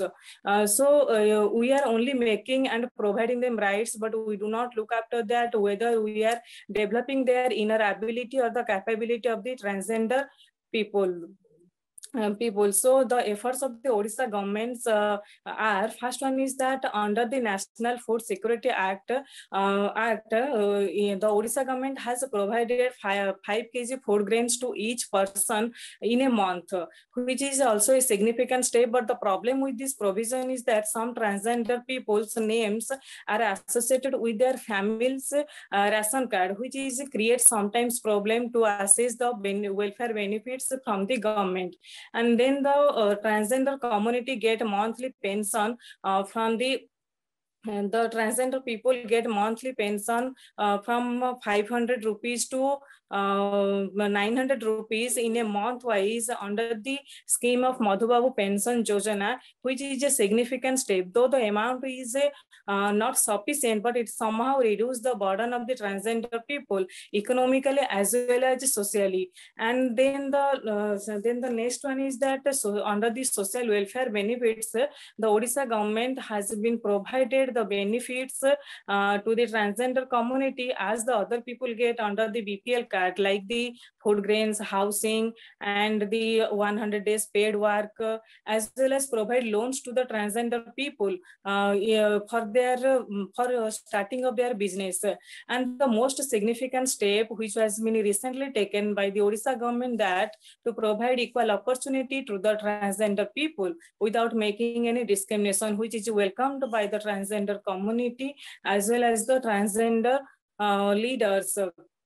And the next one is that now the Odisha government under the Odisha Police Recruitment Board has allowed the application form not only from the men and women but also the transgender community. As per the data, only 26 transgender people has getting the opportunity to apply for the for this post, because the problem with this scheme is that it is the qualification ground, because for the SI post, the government has made graduation as a criteria to apply the form, and for the constable post it is intermediate. So if you look at the education system of the transgender people, we found that very few have qualified the higher education, and most of them have unable to complete their primary education. So we are only making the policies, but we do not look into the foundation which actually needed to be strengthened. So when we build a house, we always look after the foundation in order to strengthen and establish a good house. But if you make the foundation is if you do not make the foundation is not strong, then how can we hope for a equitable and egalitarian society? So in my concluding point, I have just wanted to state certain points which should be taken by the government in order to empower and provide a equitable life to the transgender community. First one is to establish a transgender commission for the transgender people who will look conclude your paper. Yes, sir. We'll look after the issues. Second one is that to establish separate public toilets for the transgender people as well as separate wards in hospital. And the third thing is that to provide co-educated education to the transgender people, and inclusion of a topic on the transgender people in our syllabus from class 5th, so that the society get well aware about the transgender community, as well as there should be establishment a justice board for the transgender people who will provide free legal aid to the transgender people, as well as to create gender awareness and gender sensitization program through the role play model in the village as well as in the university, so that the individual can get aware about the transgender people's problem and issues. And then to make a certain reservation in the local as well as urban self-government, so that their voice can be represented and their issues can be addressed. So empowerment is only not about providing the material things. At the same time, we have to provide the non-material thing that includes the self-respect, self-esteem, opportunity, which is actually needed at transgender people. So please conclude your paper, madam. Yes, ma'am. Yes, ma'am. So our duty is to provide them a fair and equitable life to the transgender people through empowering the through the empowerment model, which include the scope and opportunity based model. Thank you, sir. Thank you very much for your nice presentations, and please submit your revised paper to the host so that it can be published.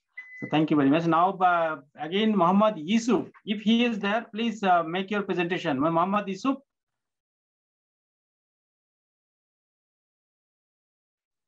I think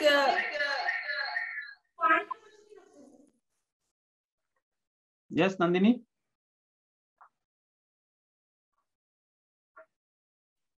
I think hello. Problem. Hello. Yeah. Make your presentation. Okay, sir. If you can't share your screen, no problem. You make your presentation by seeing okay, sir. Yeah, that will be fine. Sir, title of my topic is the function of the Bengal press in protecting political security in terms of human security as witnessed in the civil disobedience, non-cooperation, and Quit India movement in Bengal. A historical perspective. This is the introduction of my topic. While it was at the peak of the Indian freedom struggle, the Bengal press played an important role in raising widespread public knowledge of the freedom struggle. In the midst of the non-cooperation, civil disobedience, and Quiet India movements, our country was engaged in a significant battle against unthinkable hardship among the people of India. The press was entrusted with bringing the matter to the wider public's notice. They accomplished this goal. It developed into a potent instrument for nationalists, acting as a method of transmitting the notion of freedom to the populace, as well as raising political awareness of the country's struggle for independence from the United Kingdom and France. The press was another weapon in addition to the well-known and highly circulated. The press was another weapon in the spread of nationalist values in the United States. Additionally, in addition to the well-known and highly circulated newspapers produced in the city, locally cyclo-styled journals acquired popularity, igniting the political imagination of rural Bengalis. They spread detailed information about the nationalist movement across the district. They also encouraged people to share their ideas in the quickest amount of time possible.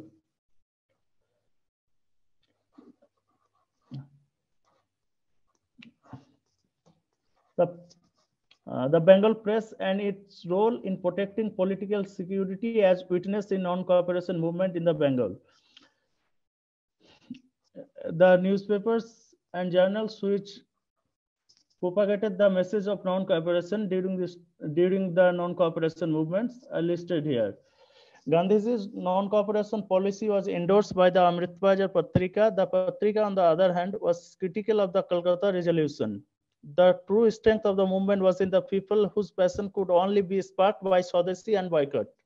The Servant was published in Calcutta and quickly became the leading voice for non-violent and non-cooperation.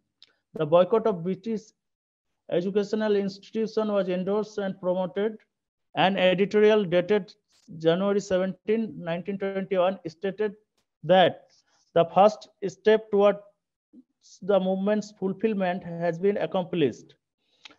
Kolkata's Bharat Mitra was the most frequently read Hindi daily. It was edited by Lakshman Narayan Garde, a Marathi, and concentrated on... Hello?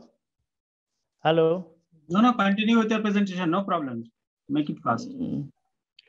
It urged nationalist leaders to unite under the Indian National Congress flag to secure the non-cooperation movement's success.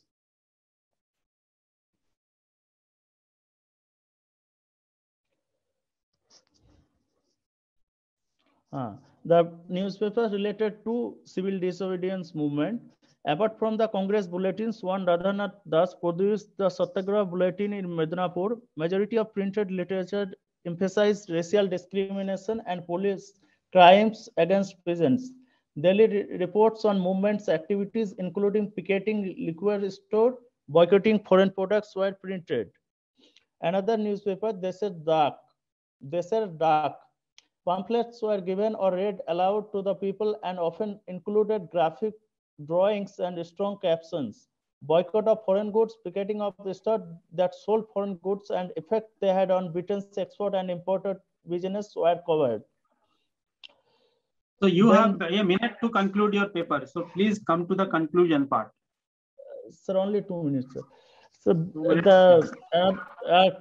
the newspapers which propagated the message of Quit India movement.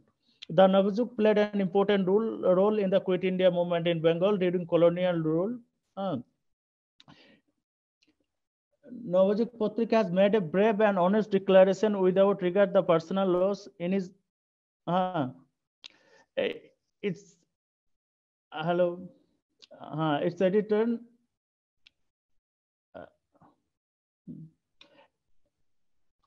Please conclude your paper. Conclude your paper. Okay, sir. I am just concluding.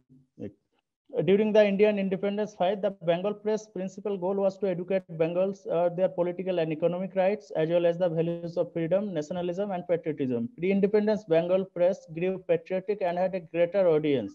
It also fueled the country's famed library movement. It remote communities, people may read news stories, editorial essays, and other columns and debate them fully. It inspired Indians to think about politics, which contributed to their involvement in the Indian independence struggle. Okay, thank you very much, sir. Thank you very much for your presentation. But you can look into the Srirampur Press, 1712, so that you can look at the role of Srirampur Press. Okay, thank you. Now we have next presenter is Mr. Aman Raj, research scholar, Central University of Jharkhand, Department of International Relations, on human security crisis in Afghanistan, role of international community. You will get only 4.5 minutes. So, Mr. Aman. Okay, sir. Yes, make your presentation.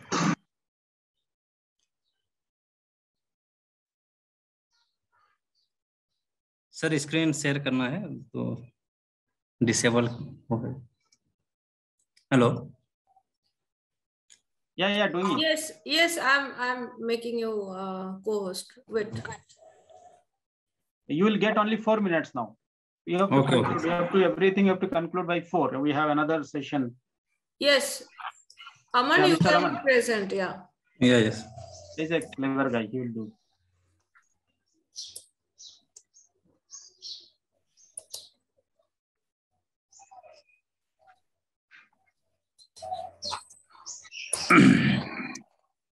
Yes. Good morning, sir. Good morning, ma'am. My topic is human security crisis in Afghanistan, role of international community. Traditionally, जो security का concept है वो state से related है और military sense में use किया जाता था. Aman, you can't present in Hindi this session. If you want to present in English, Hindi, then please wait. We have another session for Hindi panelists from 6. So please remove your paper from this session and present there. Okay? Okay, ma'am मैं इसी को English में कर दे रहा हूँ. नहीं होगा, छोड़ दो. तुम उधर से करो, अच्छे से कर पाओगे. फिर people will enjoy your paper ना. Actually, मैम फिर मुझे निकलना आज शाम में, इसलिए अभी मैं घर पे हूँ. Okay, you make your presentation, Aman. Yeah, do it quickly then. Now 3.5. You have lost your half minute. Please go ahead with make your presentation in English. Okay, sir. Traditional security issues were related with the protection of the state from outside hostility or military aggression. But in the post-Cold War period, the concept of security has changed. In the post-Cold War period, the focus of security issues are related to human beings. Human security refers to the security of individual rather than state. First, the concept used by the Mahbub ul Haq in the United Nations Development Program. These are the essential types of human security: economic security, food security, health security, environment security, personal security, community security, and political security. Human security crisis in Afghanistan. After the Taliban takeover, Afghanistan is facing a human security crisis. More than 120,000 individuals, including qualified professionals from the social, economic, and political spheres, have been evacuated from Afghanistan. According to the World Food Program, 40 million Afghans are severely malnourished.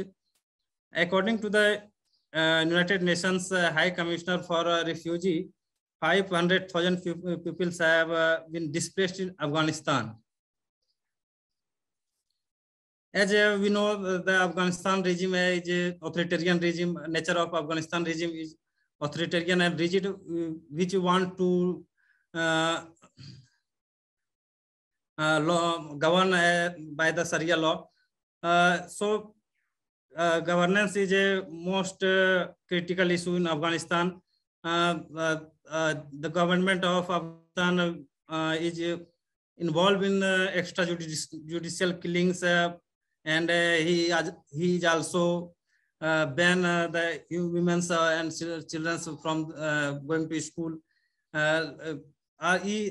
Taliban is also under attack the civil society, and many civil society members and organizations have left Afghanistan.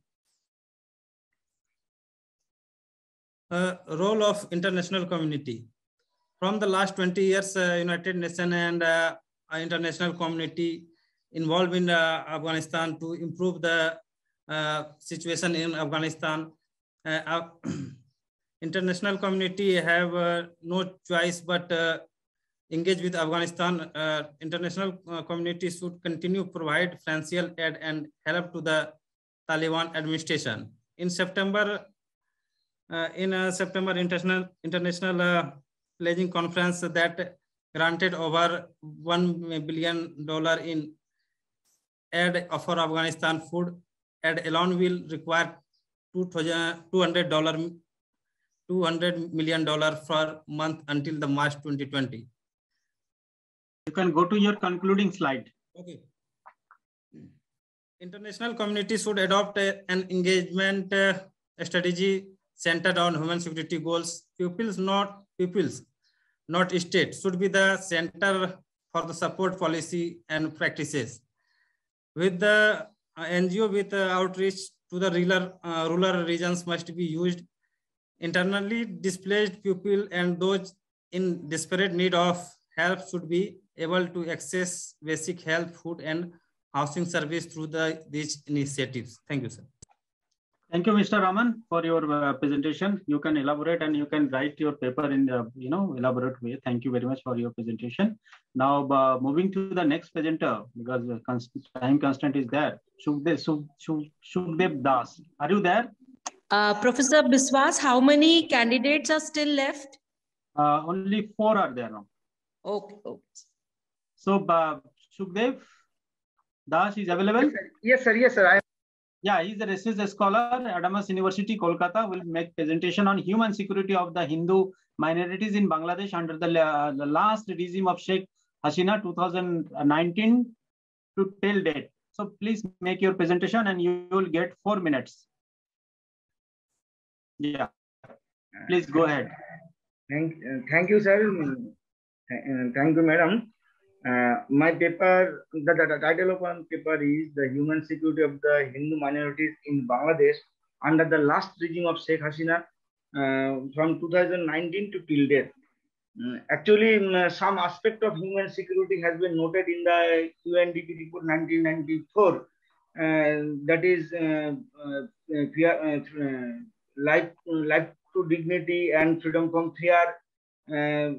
One example I give, quoting Dr. Acharya, a 4th graded school girl in Ghana see the human security only if she can walk the street at night without being raped. So such kind of feeling of security is not present in Bangladesh. the Islamic fundamentalist villains over the minority women. For some, human security means the right to a healthy life, a threat-free life, protection from the natural disaster or external enemy attacks. But the minority communities in Bangladesh, especially the Hindu community, always suffer an uncertainty and anxiety. Ignoring the bloody eyes of the Islamic fundamentalists, it is not an easy task for the minority communities to follow their religious activities. And as a result, day by day, the number of minority communities of Hindu community increased day by day. Last Durga Puja session, we see the atrocities over the Hindu communities, and I want to express this topic with the dimension of human securities concept, because in community security, the one of the major types of human security, that community of a country give their opportunities, they can secure their life in the stay within the state, because human security always stated that secure the individual.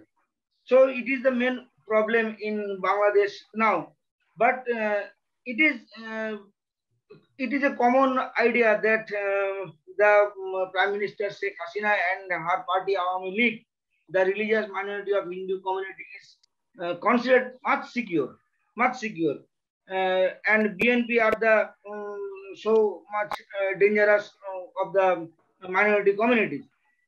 But the fact is not that. The fact is very like a nightmare, because both the leading party BNP and Awami League, they are experienced of the Hindu communities that they have to choice for the minorities in Bangladesh between very bad and bad. You can't get the choice of a good. You have to choose from bad and very bad. The intention of the extremists, however, were different, because BNP Jamaat wanted minorities to slowly leave the country, thus reducing population in percentage. And Awami League workers were engaged in uprising minority property. So it is a cause of concern for not only the minorities but the entire country. In the secondary level, you have to conclude. After a very such attack on Hindus, the Hindus tend to leave their properties and migrated to safer place, and even to India. So over the past few years, attacks on minorities, mostly Hindu, were always sparked by the fake social medias and etc. So I want to focus this issue relating to human securities concept, and I do some suggestions. That's enough. Thank you, sir. Thank you very much.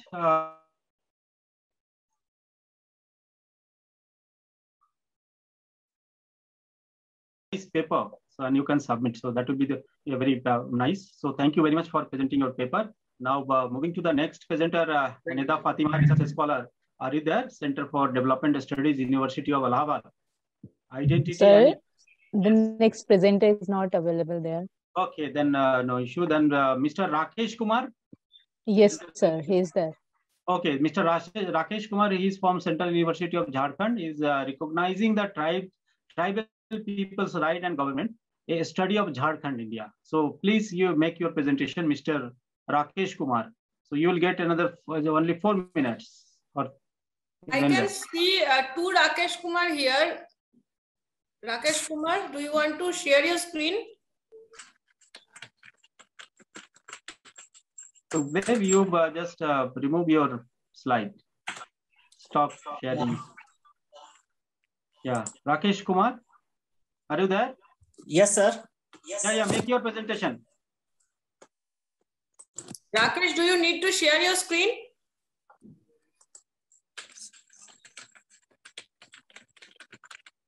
Mr. Rakesh. Please unmute me. Okay. You are now co-host. You are already unmute. No, ma'am. Yeah, we can hear you. Okay, you start your presentation, Mr. Rakesh. We are hearing you. I think you joined with two separate machines. No, so that's why we can. Yeah, he's presenting. Okay, let him present. Yeah. I'm audible, sir? Yes, you are audible. Good afternoon, sir. My topic is a recognition of tribal people's right and governance, study of Jharkhand. I am Rakesh Kumar, PhD research scholar, Department of Tribal Studies, Central of Jharkhand. Present research paper is primarily based on secondary sources and a qualitative method for studying recognitions of tribal people's rights and governance over traditional resource of Jharkhand. Tribal peoples of this land have been inhabited on those areas since time immemorial, where all the valuable minerals, ores, and natural resources are mostly located, have been recognized as scheduled areas as per the specific constitution provision. The different modes of tribal economy among the 32 tribal community of this land have been found during pre-colonial and post-colonial period, primarily based on forest and agricultural land, which have still been prevailed with some changes in them to present scenario in spite of modernity, industrializations, deforestations, and introducing other development programs in those areas. The government of India has also recognized their right and governance over their traditional resources, which are the constitutive part of their society and culture. In the present study, the researcher will focus in detail on the above mentioned matter in the context of traditional rights and constitutional provisions under the proposed titles of the paper.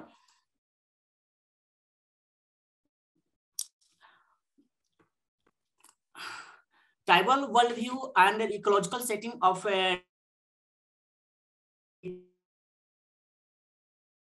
peoples of Jharkhand, the forest and land, where all the socio-economic activity, culture, and religious practice have been performed.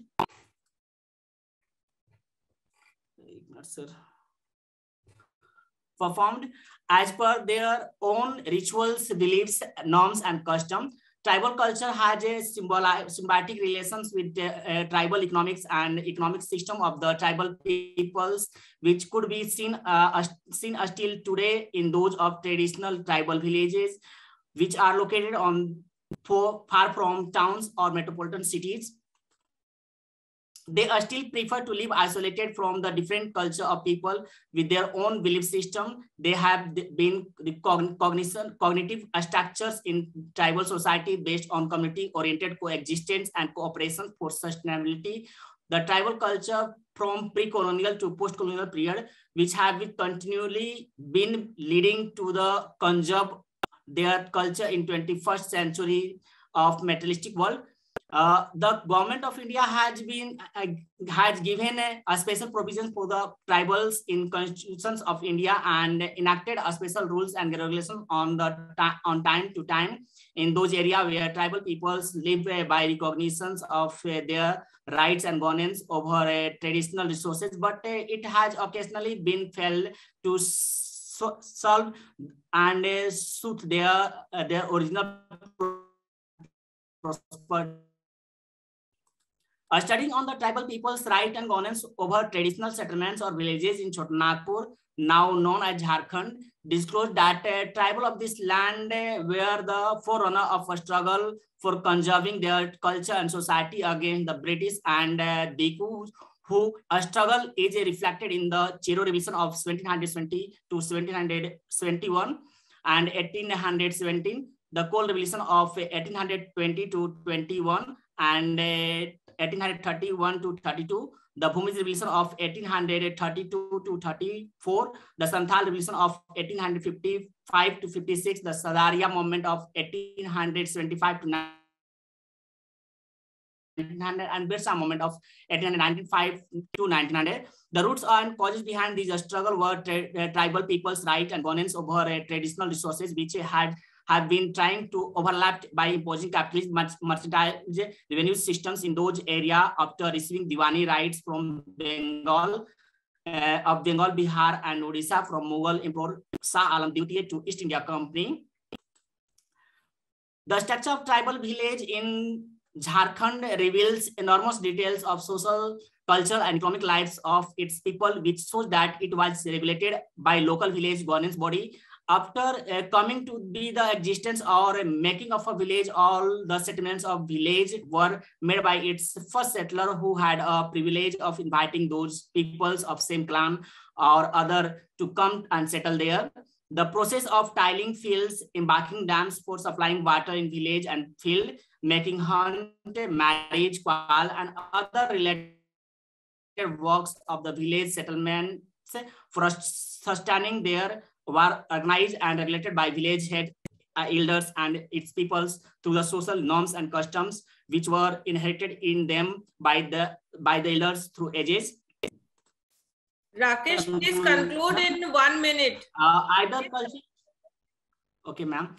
Either cultural or religious practices or socio-economic activities, all these activities of village were performed by tribal customary law, which consolidated their rights over traditional resources surrounding of the village, later known as tribal village governments. Thank you, ma'am. Okay, now next presenter is Sharmishta Rakshit, research scholar, Tripura University, Tripura. Sharmishta, are you there? Yes, ma'am. She is there in audience. Okay. Her topic is the impact of national social assistance on the poor elderly in Tripura. Sharmishta, over to you.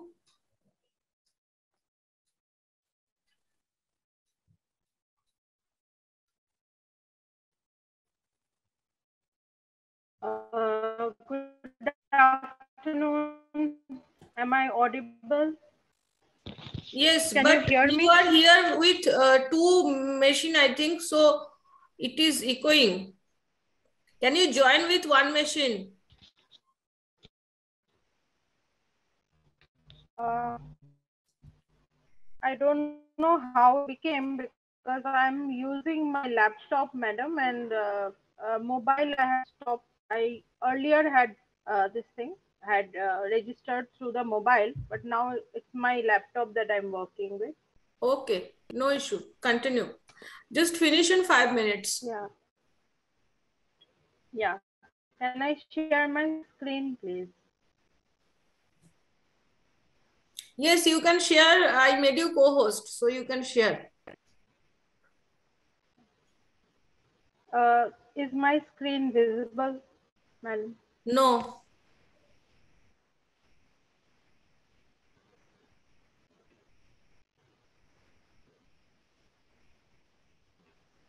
Yeah, is it visible? Yes, now it is. Now? Yeah. Yeah. So, good afternoon, Honorable Chair and all the esteemed guests and the organizers. My topic for today's presentation is the impact of national social assistance on the poor elderly in Tripura. So we know that social security is a precondition to live a life of dignity, and we know that with old age, man lose many of their physical, mental, and economic faculties. Hence, they become vulnerable, and they need more care. It becomes more difficult when the person who ages was previously unemployed or employed in an unorganized sector. In those cases, they are not entitled to any pension, and therefore the need of the state also of the family to take care of the economic needs.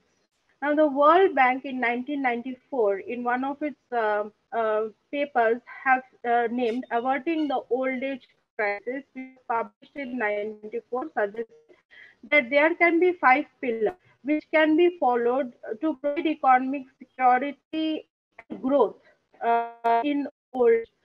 So these 5 pillars, the first pillar is state sponsored, which will be from the collection of taxes. That is, the state should provide pension from the taxes that they collect. The second pillar is employees compulsorily contributing towards their pension, like the provident fund that we have. The third pillar is a mandatory independent investment, like the NPS and all other schemes. Voluntary personal savings is another, and last is financial support from the family. My study is based on the first pillar that was suggested by the World Bank, and find out what India has done to provide economic security, especially to the poor elderly who have no access or very less access to any pension.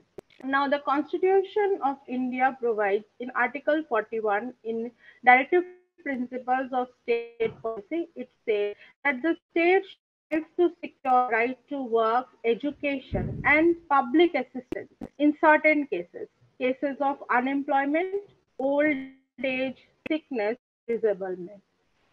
Also, as a part of as a result of this, in order to implement Article 41, the NSAP National Social Assistance Program was started from 15th August 1995, of which there are 5 schemes, and Indira Gandhi National Old Age Pension Scheme is one of the schemes. Earlier, it was provided for the destitute elderly, but now from 13th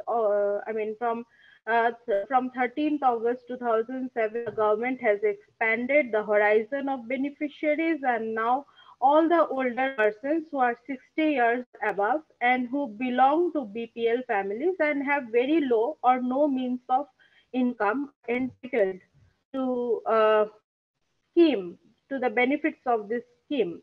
Now, coming to the state of Tripura. In Tripura, the Directorate of Social Welfare and Social Education of Government of Tripura is given the responsibility to look after the scheme and its implementation. The Government of Tripura at present provides rupees 800 to people aged 60 to 79 years and 700 to people aged 80 years or above. And then it is also shared by the center. So at present, the total is in Tripura, the beneficiaries of Indira Gandhi National Pension Scheme, after getting the state and the central share, receives a pension of 1,000. That is, those who are in the age group from 60 to 79, they get a pension of 1,000, and those who are above 80 or 80 years, they get a pension of rupees 1,200 every month. In this study, I have tried to study the impact of scheme in the rural areas of the north, of the Sipaijala district, Sipaijala district of Tripura. Now, I'm just going to the study.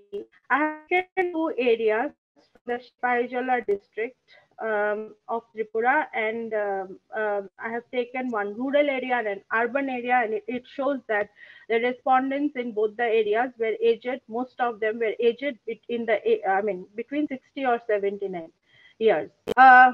Gender, we see that in gender, when we see that male in the urban areas were majority and female in the rural areas were majority. This table shows, that is the category, most of the respondents in this study belong to the marginalized section of the society. You have to conclude your paper. You are running out of time. Okay. So I will go to the, just give me 2 minutes. Yeah. So what is the findings of the study? I found there is no system of doorstep delivery or money order system. Although in the NSF it was said that there should be a system of doorstep money order for the beneficiaries who are not capable to collect their pension, but in the study I found that all of them had to go to the bank to collect their pension. This is one problem that many aged persons are facing. Second, that I found is the beneficiaries, according to the NSAP guidelines, are not supposed to travel more than 3 kilometers collecting the pension, as they are physically weak normally. So, but however, it was found that the 32% of the respondents from the rural area traveled more than kilometers to collect their pension. It's not according to the guidelines that was given. It has also been found that in some cases, the applicants had to pay bribe to get their applications processed.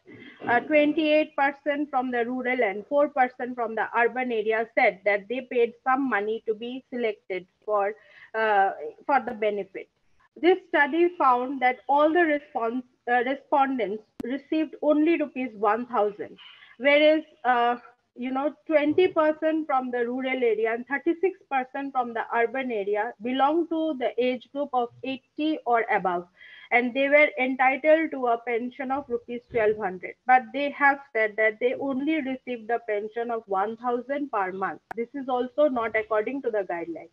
It was also found that 8% of the respondents spend their pension money for education of their grandchildren, and 60% of the respondents spend their pension money for family expenses.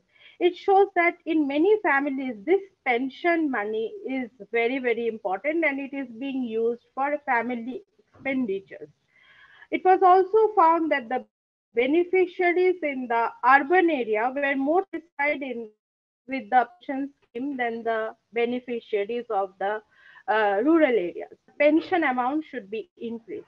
However, there was no complaint found among the beneficiaries regarding the duration of selection process, awareness camps on the pension, and regularity in receiving the in pension. So in conclusion, it can be said that the pension scheme is a very significant step that is taken by the government to provide some kind of economic security to the poor elderly in India. However, in order to benefit the poor beneficiaries, it is needed that it is properly monitored, and the guidelines of the NSA are convenient, transparent, and time-bound. Thank you. Thank you very much for your presentation. Now, the next presenter is Asmat. Sir, Asma is not there. Okay, then we have the last paper by being recorded. Hari Krishna RS from Pondicherry University, interpretation of the human rights laws in the post-truth world. So if Hari Krishna RS is there, you can make your presentation. And you will get only 4 minutes. Hari Krishna, are you there? No, it's, I think. Yes, sir. He's there. Is there? Yes, sir. Yeah, please. Hello, sir. The last paper of the session. Hello, can you hear me? Yes. Yeah, okay, you can make your presentation. Okay, we can hear you. Can you share my screen? Yes, you can. You can. I can see that our next chairpersons are already joined. There, yeah. Sorry, Vishwajit sir and Raymond, we are sorry. So yeah, we are taking 2-3 minutes from your session. So please go ahead first.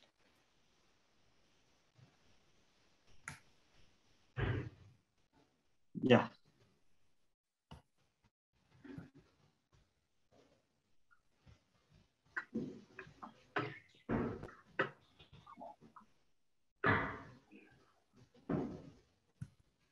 Please start your presentation. We can't hear. Unmute yourself.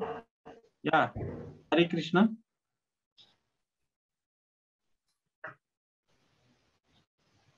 But his internet, I think, interrupted.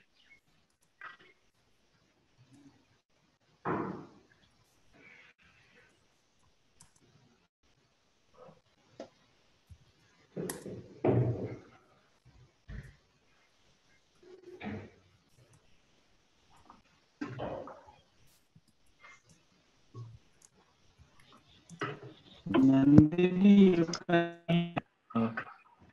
in the chat Yes. box, somebody is saying, Rajesh. I will present on Asmat. I think there is some problem. Hari Krishna, we are not able to hear you anything. So we are running out of time. You without slide, you make your presentation, please. We are not able to hear anything from you. Hello, sir. I'm there. Could you certificate there?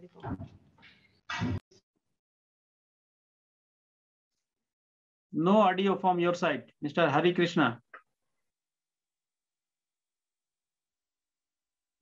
What shall we do? We can. Sir, we should end it here only. If you want to present your paper, sir, you can continue and you can conclude by that. Yeah, Hari Krishna is. We are not aware of the audible. You are not audible, so we have to conclude because our next session supposed to start by 4 o'clock. We are 9 minutes late. So thank you very much, Dr. Nandini, for giving me this opportunity for chairing this session along with Dr. Anju Gupta ji.